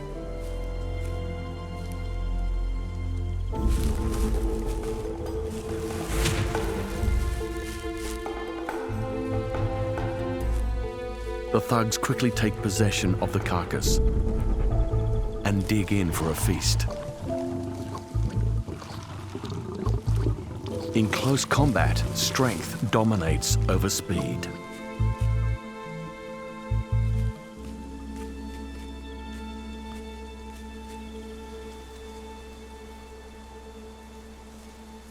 As the sun soars over the plains, the cheetah faces a new threat.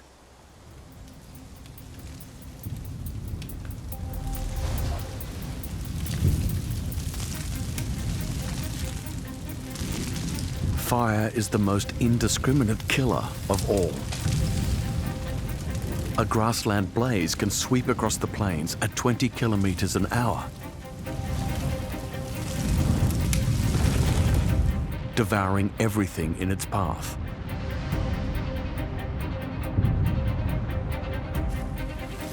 On the way back to her cubs, the cheetah has been stopped in her tracks.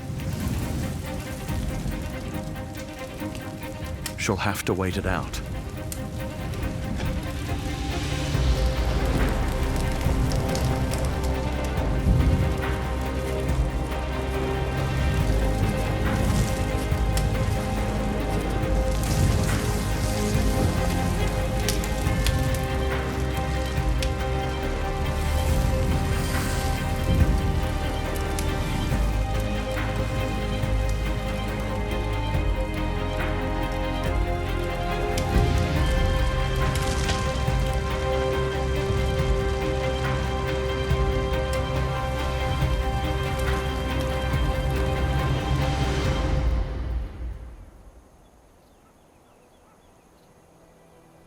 Hours later, the mother finally approaches the thicket where she last left her cubs. She moves them every day or so for safety.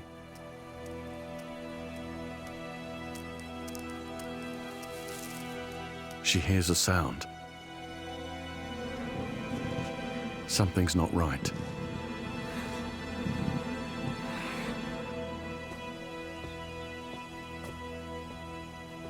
The lionesses are lying in wait.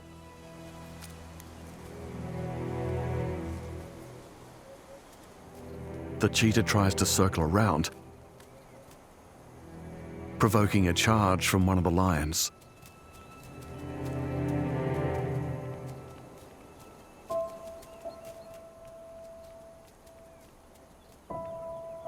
She backs off, but not too far. She won't abandon her cubs.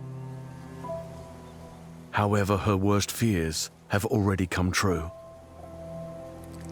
Her cubs are dead, killed by the lions. The removal of future enemy soldiers while they are still defenseless young is not uncommon. 1 out of every 2 cheetah cubs are eliminated by lions.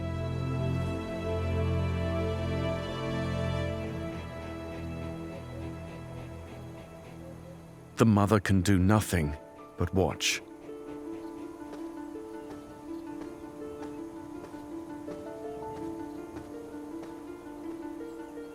The battle is lost for the cheetahs, but the war for survival goes on.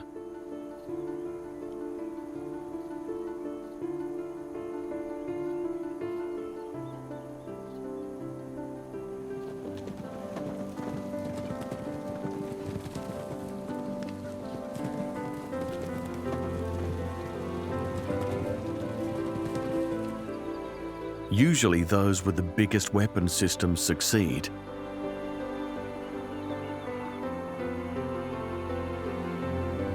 Yet sometimes, somehow, the underdogs manage to cling on.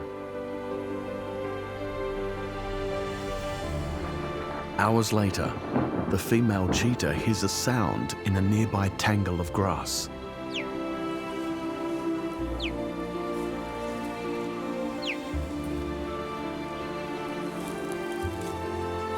A tiny survivor scrapes through.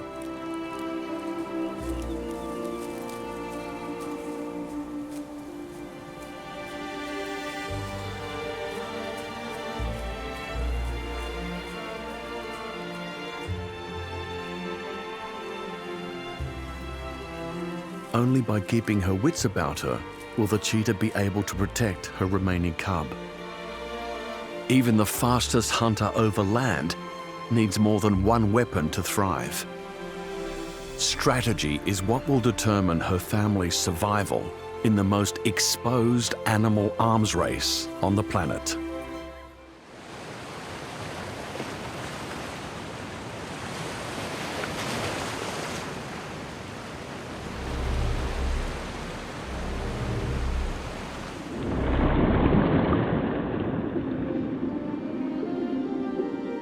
Today, 70% of the Earth's surface is covered by water.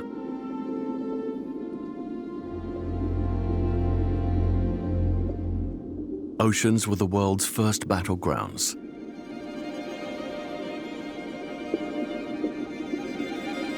And they are still the largest.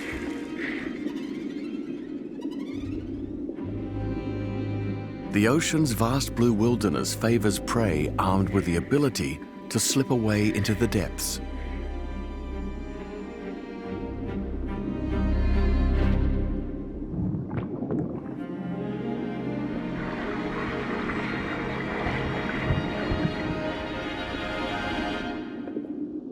But hunting becomes easier for predators when they work together.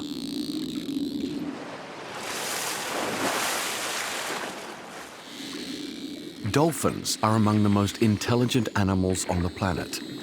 Their large brain is their most powerful weapon.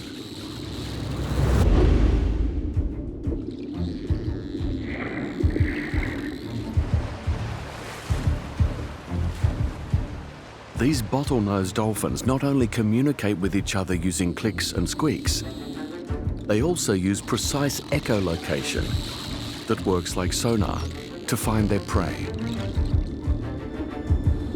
Schools of fish that may be as far as 200 meters away.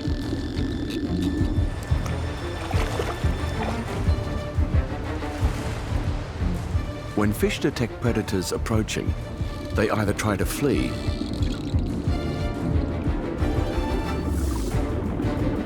or form a tight defensive school called a bait ball.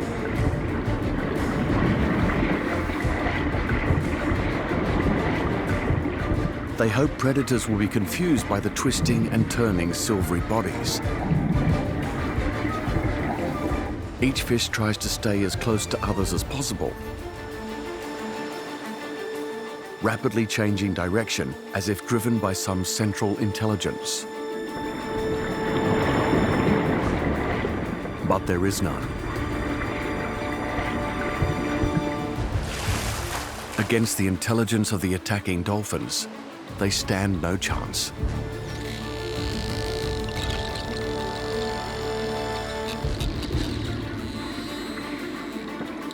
The dolphins break up the bait ball.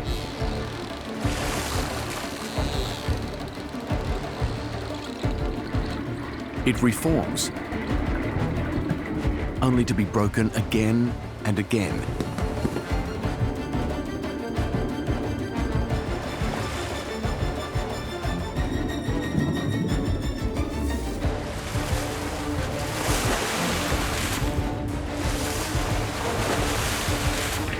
Individual fish picked off.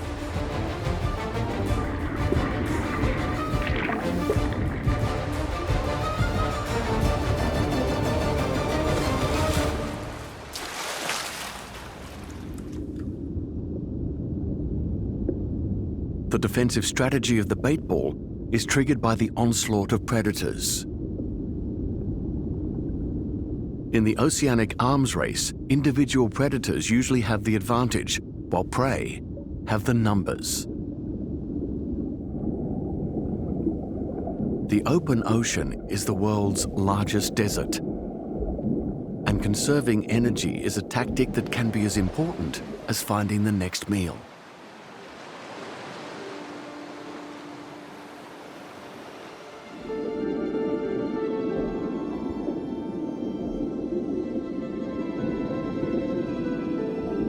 Weighing over 2,000 kilograms and 10 meters long, whale sharks are the largest fish in the sea.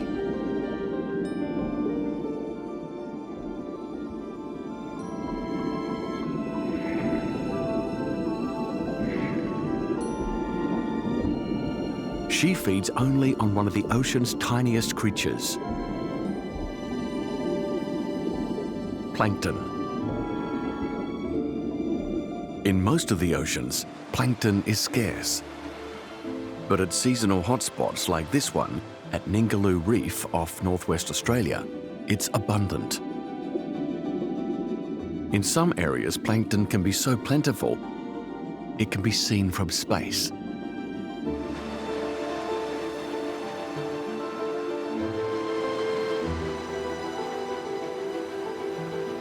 The whale shark must swim across the entire Indian Ocean to arrive at Ningaloo. Her secret weapon is knowledge. She knows the ocean currents, the conveyor belts of the sea.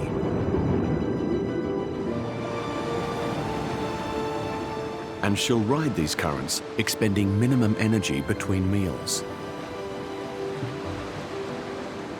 Exactly how she knows just when and where plankton will be remains a mystery.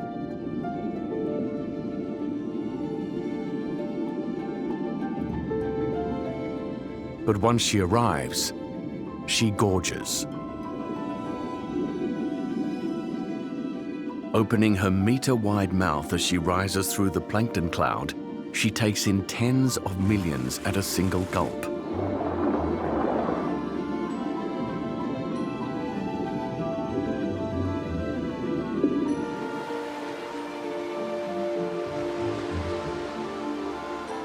She must eat an average of 21 kilos every day.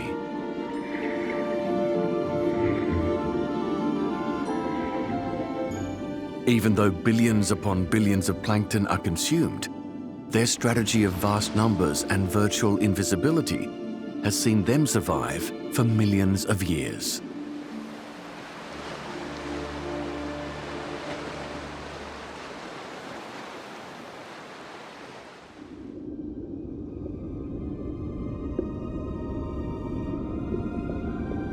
The numbers game is played by a great variety of marine creatures.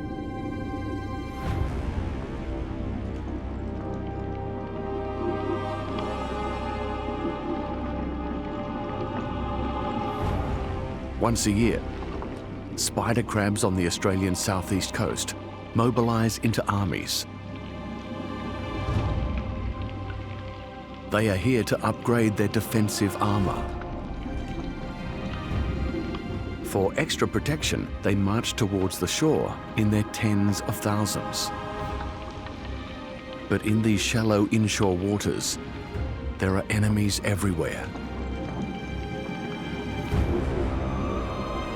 A smooth stingray is on the hunt,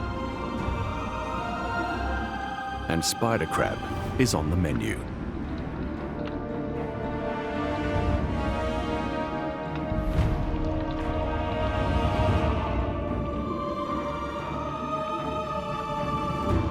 For almost the entire year, spider crabs have a hard exoskeleton, like a suit of armor, to protect them. But as they grow, their armor becomes too tight, and the crabs must change into a new one through a process called molting.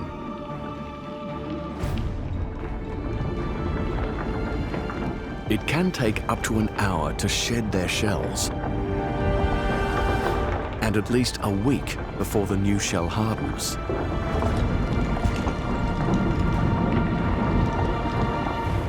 Their defenses are down. The patrolling stingray seizes the moment.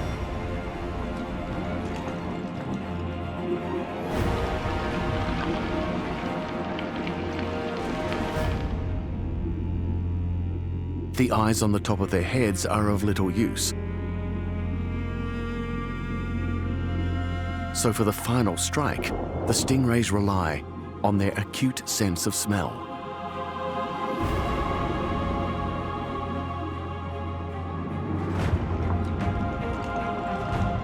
The naked crabs pile one on top of the other. A few are sacrificed to protect the many.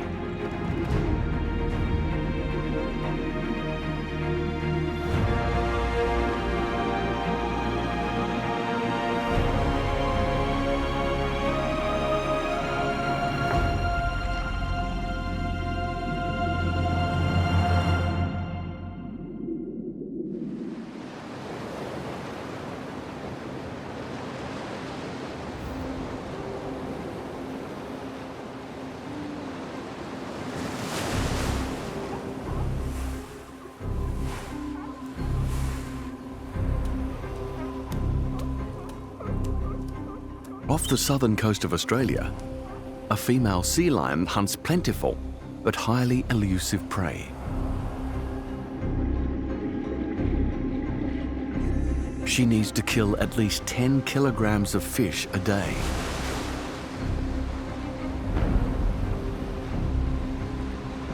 She hunts alone.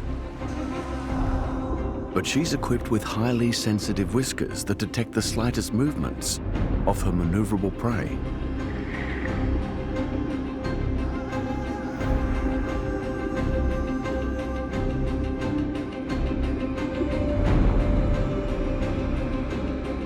When a fish can make a sudden change of direction, she can react in less than a third of a second.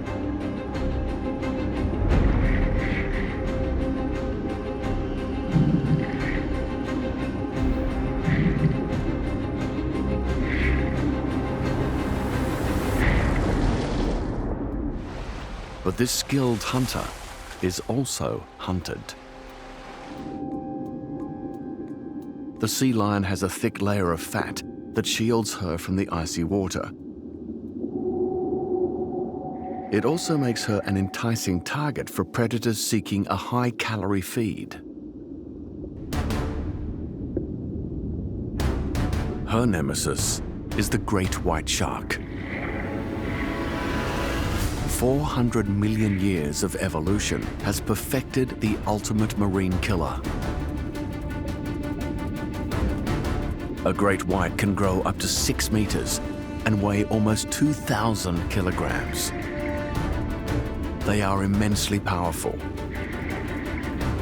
On attack, they push through the water at up to 60 kilometers an hour, and with jaws containing 5 rows of serrated teeth that are replaced weekly, their destructive force is awesome. But sea lions are observant, intelligent, and also fast in the water, so the shark must outsmart them, using cunning as well as violence. Camouflage helps the shark reduce the distance between it and its prey.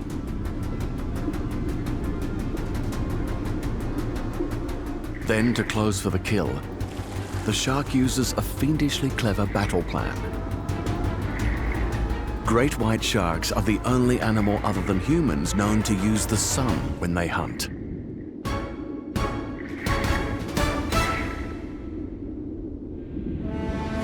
Like fighter pilots, they press home their attack with the sun behind them, so their prey is blinded by the glare. By the time the sea lion realizes she's in mortal danger, it's too late.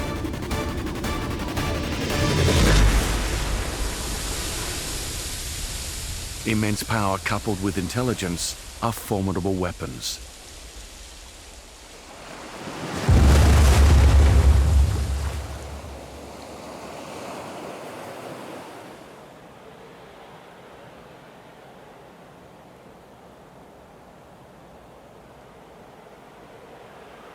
The open ocean may be a vast desert,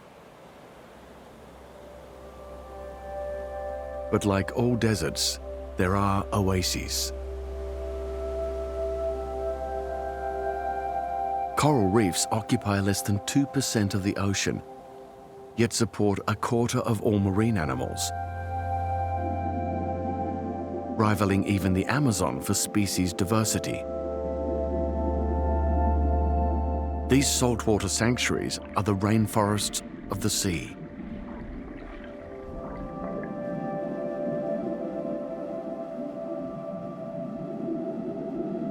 And it's here that marine animal arms races are at their most merciless.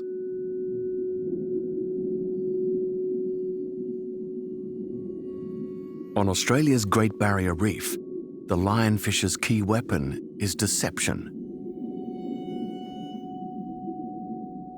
It hides in plain sight. Its prey are alert and ready to take off at the slightest hint of danger. So the lionfish's tactic is to be deliberately slow and conspicuous.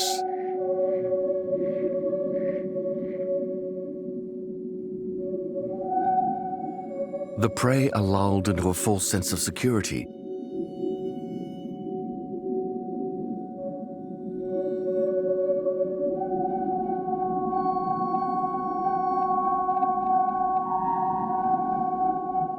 The stripes and long fanned fins confuse and mesmerize.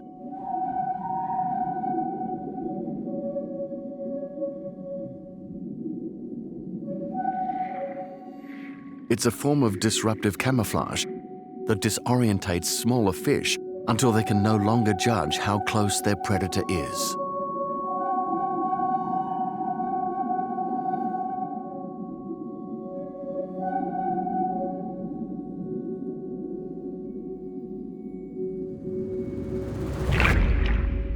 Beautiful and deadly.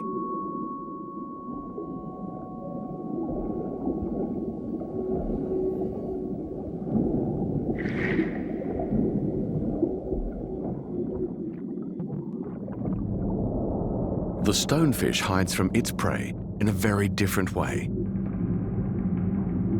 It looks exactly like a lump of coral or encrusted rock. The perfect disguise for a deadly ambush predator. But the stonefish is not only a deceptive killer, its defenses are among the most formidable in the sea.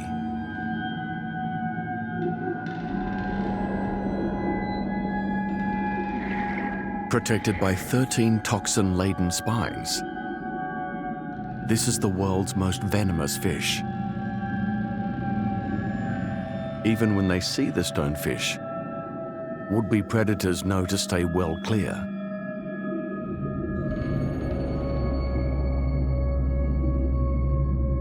Once its ambush has been set, the stonefish waits.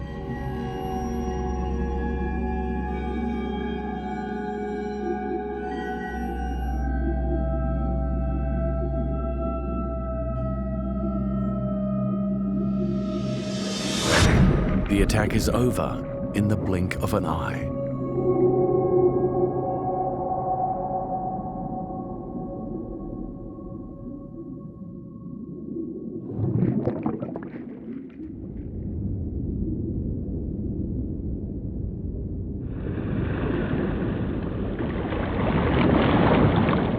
Ocean arms races are not always about speed or force.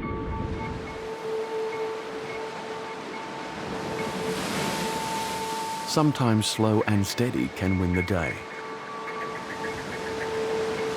The Pacific bluebottle drifts passively with the wind and currents, but has deadly tentacles that can capture prey. It's not a jellyfish, but a colonial creature called a siphonophore. 4 different organisms joined in an intimate alliance. The venomous tentacles catch and kill any prey they touch. Another part digests food, while the third organism handles reproduction. The only part of the bluebottle, also called a man-of-war, that is above the surface acts as a sail. Deadly in both offense as well as defense, this strange mix of creatures seems invincible. But in any arms race, there are always countermeasures. And one bizarre sea slug, the blue glaucus, has developed an immunity to the bluebottle's venom.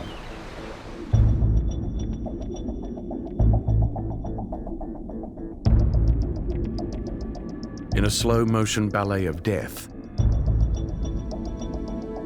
the glaucus, armed with a strong hinged jaw and razor-sharp teeth, anchors itself to the bluebottle and slowly devours it.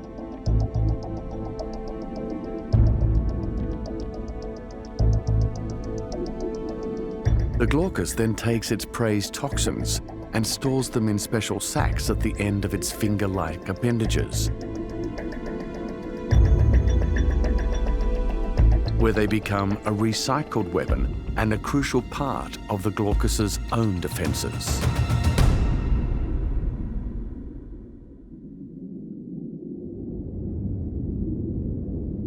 Chemical warfare is one of the most ancient manifestations of the animal arms race. In the shallow waters that fringe Indonesia's rich archipelago, a cone shell moves slowly and with deadly intent. This exquisitely beautiful armor protects a battery of deadly weapons, a hypersensitive prey detector, and a harpoon loaded with lethal venom.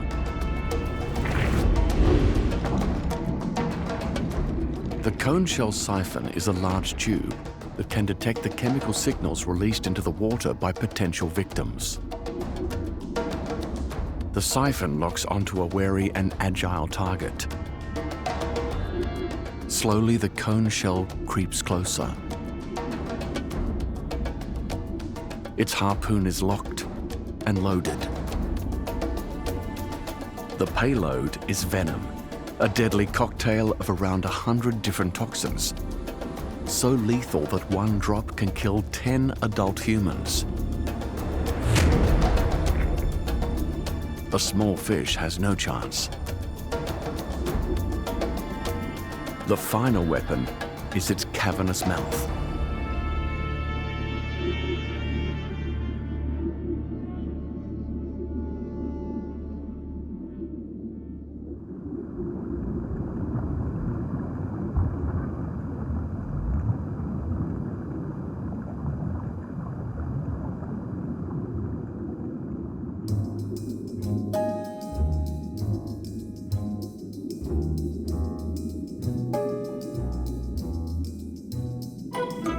The peacock mantis shrimp brings a very different array of weaponry to the arms race. The most powerful punch on the planet, coupled with the most complex eyes in the animal kingdom.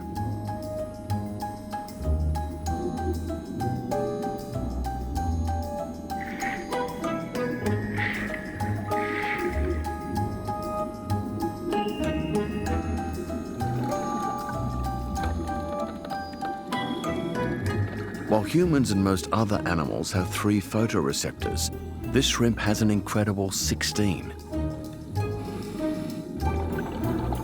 It can see both the infrared and ultraviolet ends of the visible spectrum.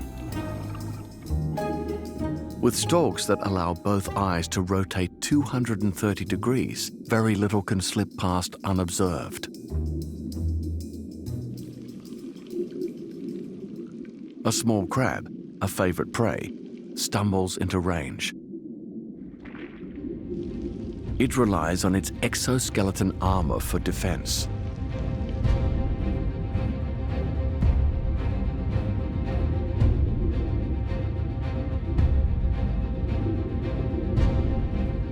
But the mantis shrimp has 2 large and incredibly powerful clubs that can deliver a punch with the force of a .22 caliber bullet.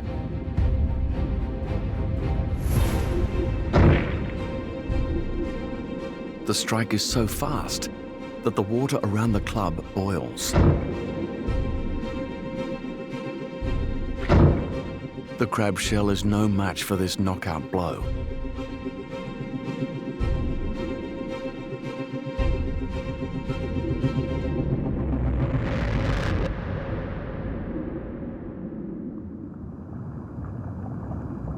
The deadly fists of the ocean's lightweight boxing champ are about to go up against an 8-armed opponent. The common octopus depends on crustaceans, like the mantis shrimp, for food.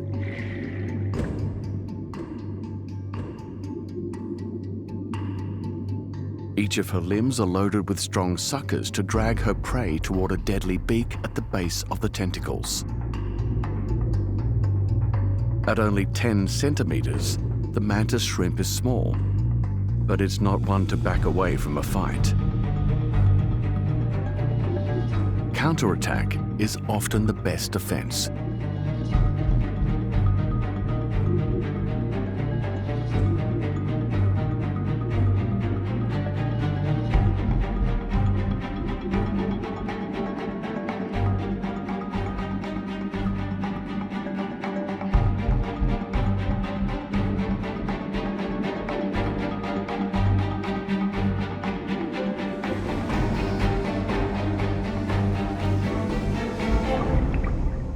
The octopus didn't see that coming.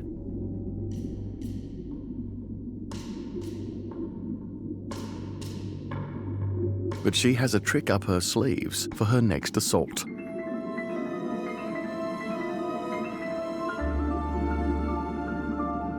Octopus have a superpower in their armory that others can only dream of.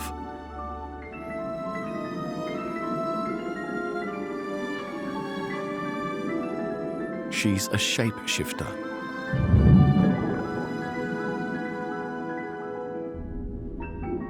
She has light-sensitive proteins in her skin. They send messages straight to pigmented skin cells that determine color and even texture.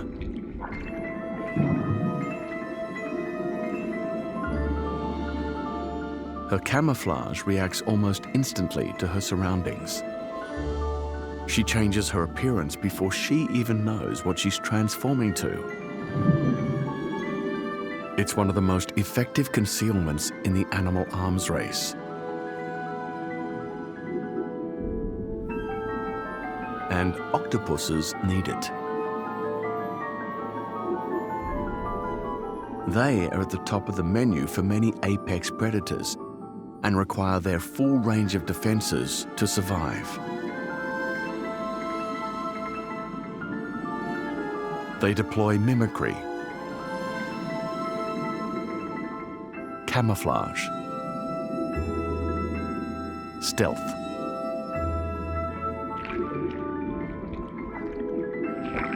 With no bones, they can occupy the tiniest of bunkers.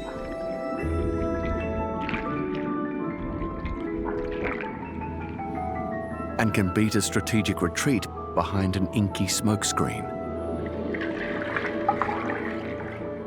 Octopus are the masters of deception. Defeated by her last prospective meal, she's on the hunt again.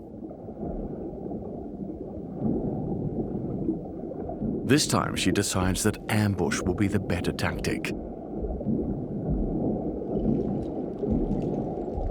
The crab's external armor is made of keratin that protects them from most predators.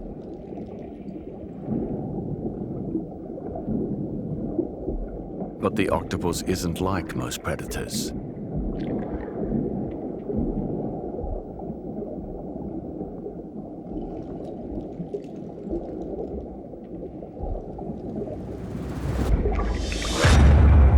Victory. Now she deploys her concealed and deadliest weapon, a needle-sharp beak, the only hard part of her body. The crab's armor is no protection. Once again, the octopus can hang up her cloak of invisibility.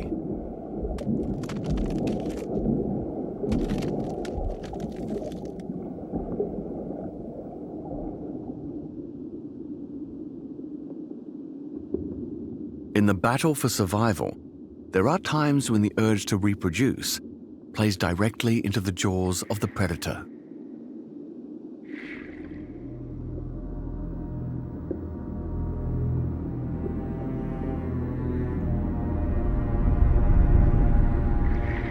Every few years, female green sea turtles must come to land to breed.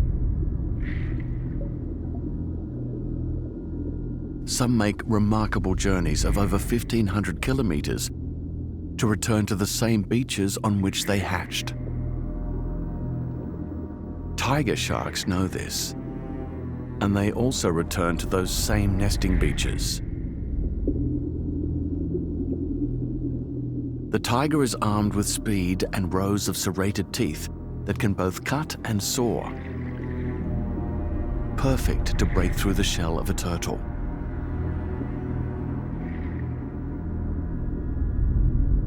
But he is a cautious predator and waits until the time is just right to attack.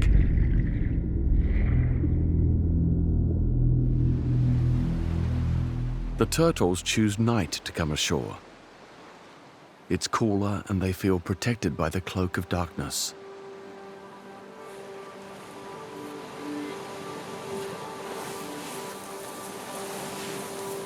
Females can weigh up to 300 kilograms.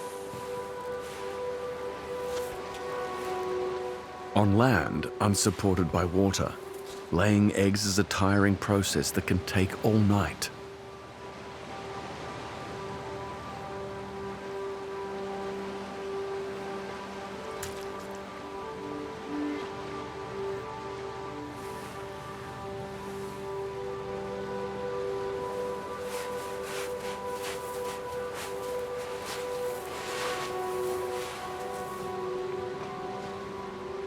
Exhausted, she returns to what she hopes is the sanctuary of the ocean.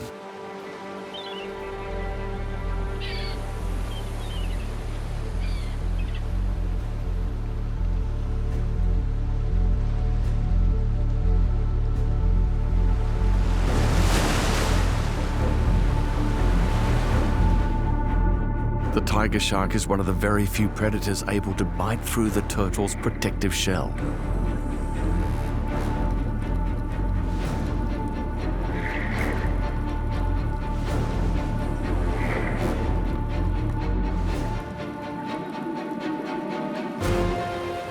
Timing is everything.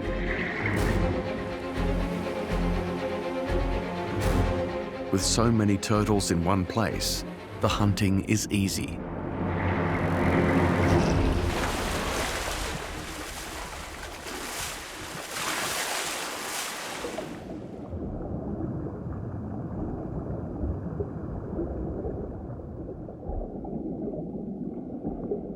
Most underwater weaponry is used in the fight for food, but some is deployed to claim and defend territory.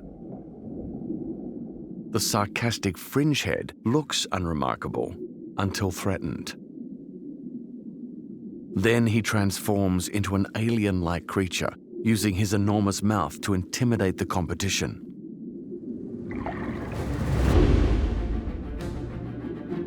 Living along the Pacific coast of North America, he makes his home in burrows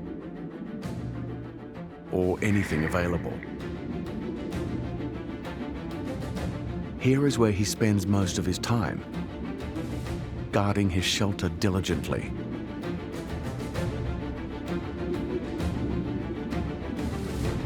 But if another fringehead dares to show interest in his domain, a turf war breaks out.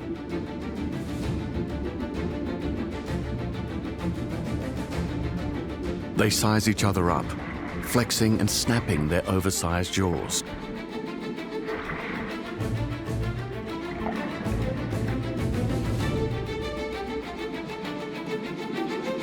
If the intruder doesn't back down, the incumbent exposes his needle-like teeth. Eventually, bluff gives way to combat. It's a battle of gaping mouths.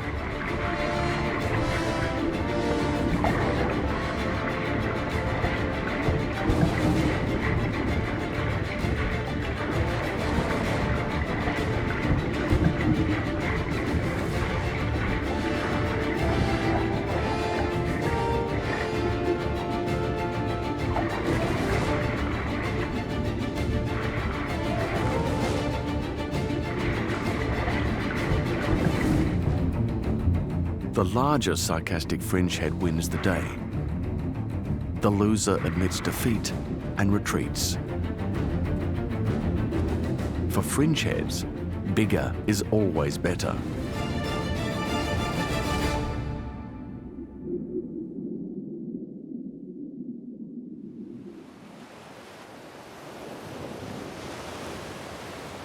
Size matters too in the battles that break out every spring on the beaches of Northern California.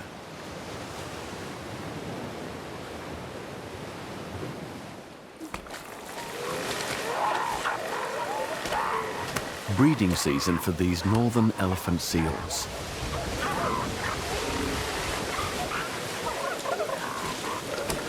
Males fight for the chance to mate.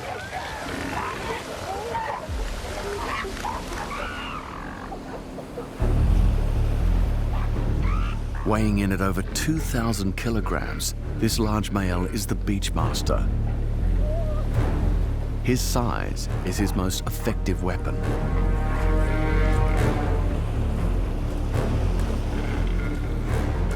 Warning any interlopers to stay away from his harem of over 50 females, his roars are amplified by his large proboscis. Bellows that can be heard 4 kilometers away.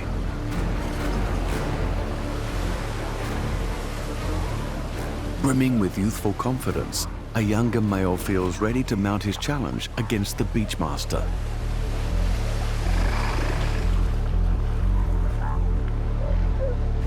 He has desperation on his side. He must win if he is to breed.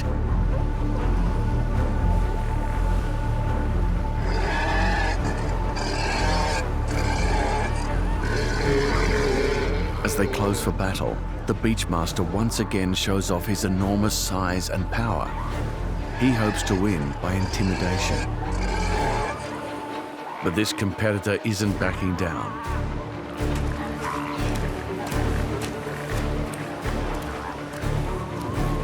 Each draws blood with their sharp canine teeth.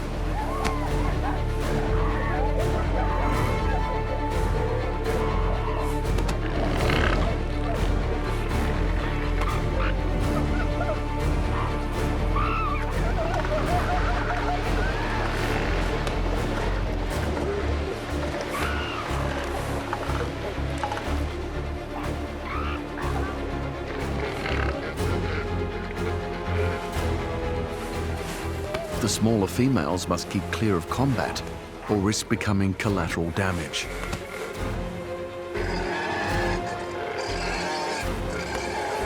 Over years of fighting, the male's skin scars and thickens.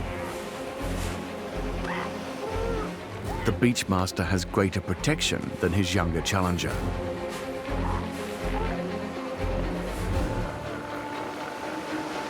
As the battle rages, a third young male joins the contest for mating rights by coming in under the radar. While the beachmaster is occupied, the young male sneaks in and makes his move on a receptive female. They have just enough time to mate before the beachmaster beats his challenger into submission.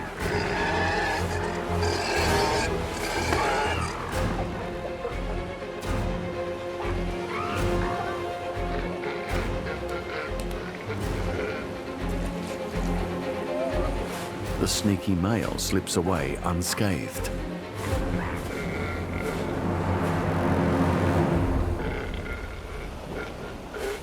Unaware his harem has been compromised, the beachmaster reasserts his mating rights.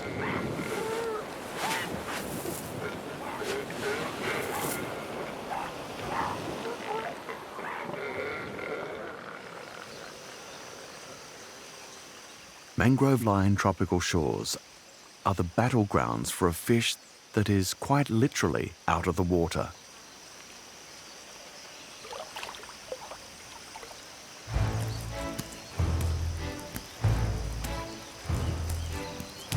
Mud skippers have opted out of the underwater arms race. One of the only fish capable for living for extended periods out of water, at low tide, mudskippers leave the sea to feed on worms, bugs, and small crustaceans.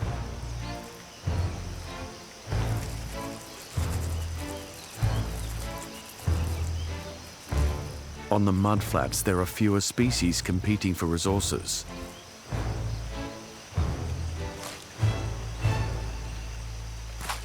Mudskippers' battles are between themselves. Large eyes on the top of their heads give them almost 360-degree vision to keep tabs on all potential rivals. When one male sees another intruding on his domain, he raises his dorsal fin, a battle flag announcing his intention to engage.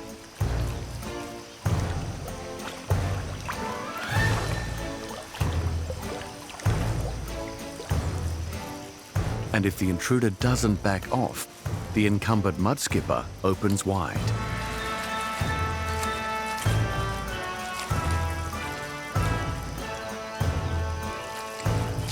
It's a gaping war. The males threaten, chase, and bite at each other in a contest of size and strength.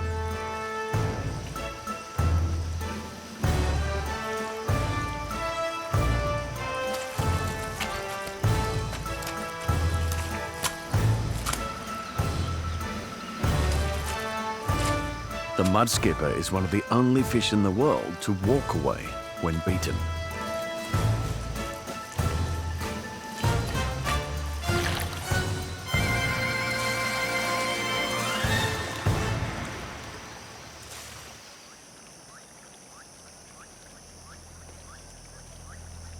The water channels that thread their way to mangrove-lined coasts are also the scene for interspecies skirmishes and some extraordinary animal weaponry.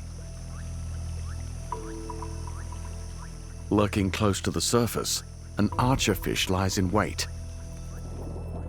The black marks along his back help him to blend with the shadows.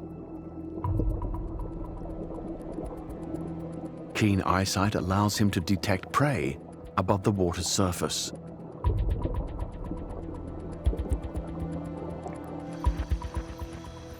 But how to reach it?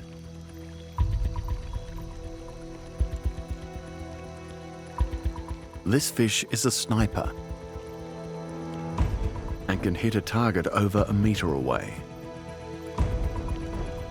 Amazingly, he can adjust his aim to allow for the refraction of his target's image as light passes from air to water.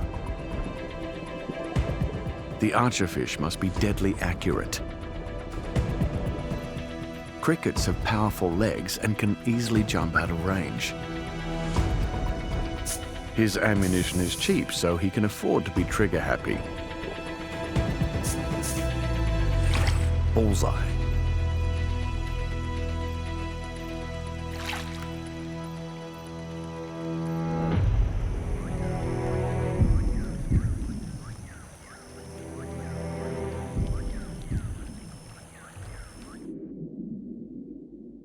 Outright conflict is only one consequence of the underwater arms race. Strategic alliances and intrigue also feature in struggles for survival. Perhaps the fish with the most allies is the blue-streaked cleaner wrasse. At only 10 centimeters long, it makes a bite-sized snack for many reef inhabitants. But predator and prey have negotiated a truce. The cleaner wrasse performs a peace dance for his prospective ally, a moray eel. The giant moray eel is the largest of the eels, reaching up to 2.5 meters in length. With 2 sets of sharp teeth, he is well equipped to take on octopus, crabs, and fish.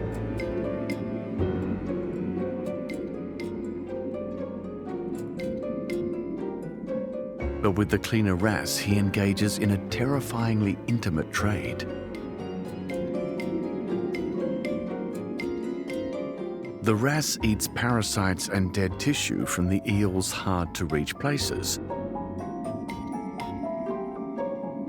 And in return for the wrasse's cleaning services, the moray refrains from eating him.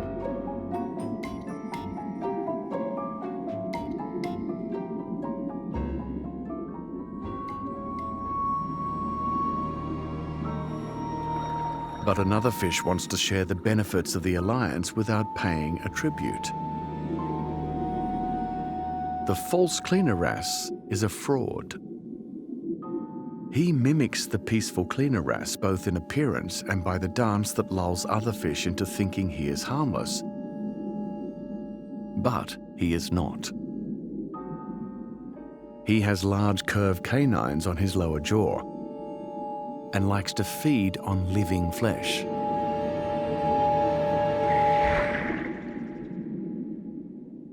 The disguise enables the false wrasse to get close enough to young and inexperienced fish to mount a surprise attack and steal a quick bite of scales and skin before its victim knows what hit it. Deceitful, yet effective.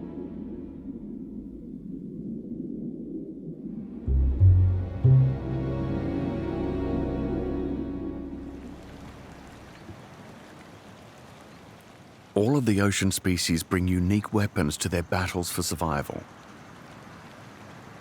But very few are able to use the same weapons to fight in different ways.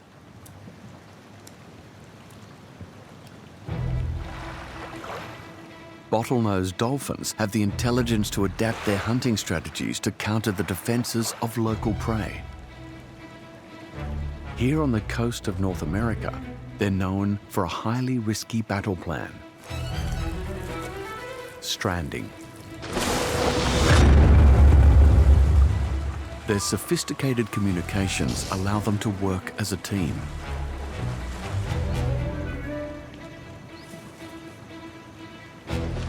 One dolphin surfaces, watchful for danger and on the lookout for a suitable beachhead. Their prey of choice is mullet.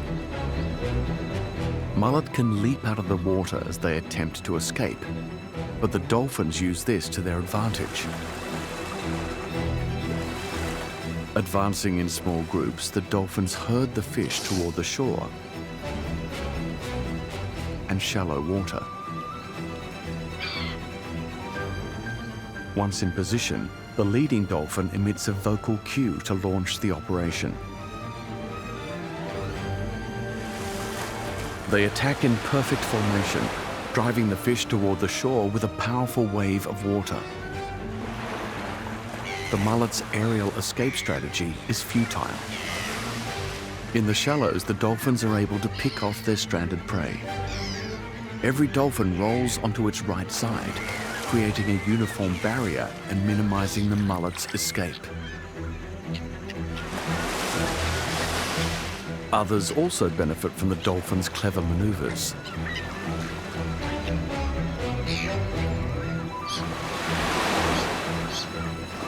Called strand feeding, this hunting tactic is passed down from mother to daughter.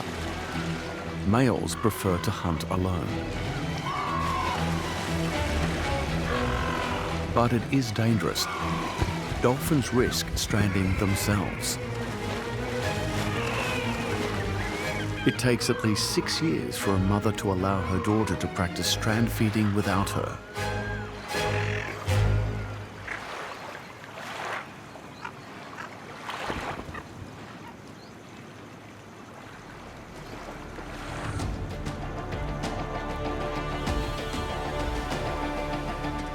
In this big blue battleground, every creature has its own array of weapons for finding prey or avoiding becoming prey themselves. An arsenal of gaping mouths with dagger-sharp teeth,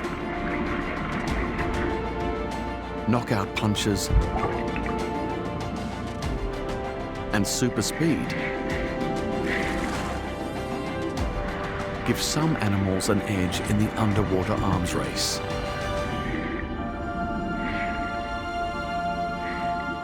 But the greatest survivors are those who can learn and adapt. In the world's largest arena, intelligence is the key to victory.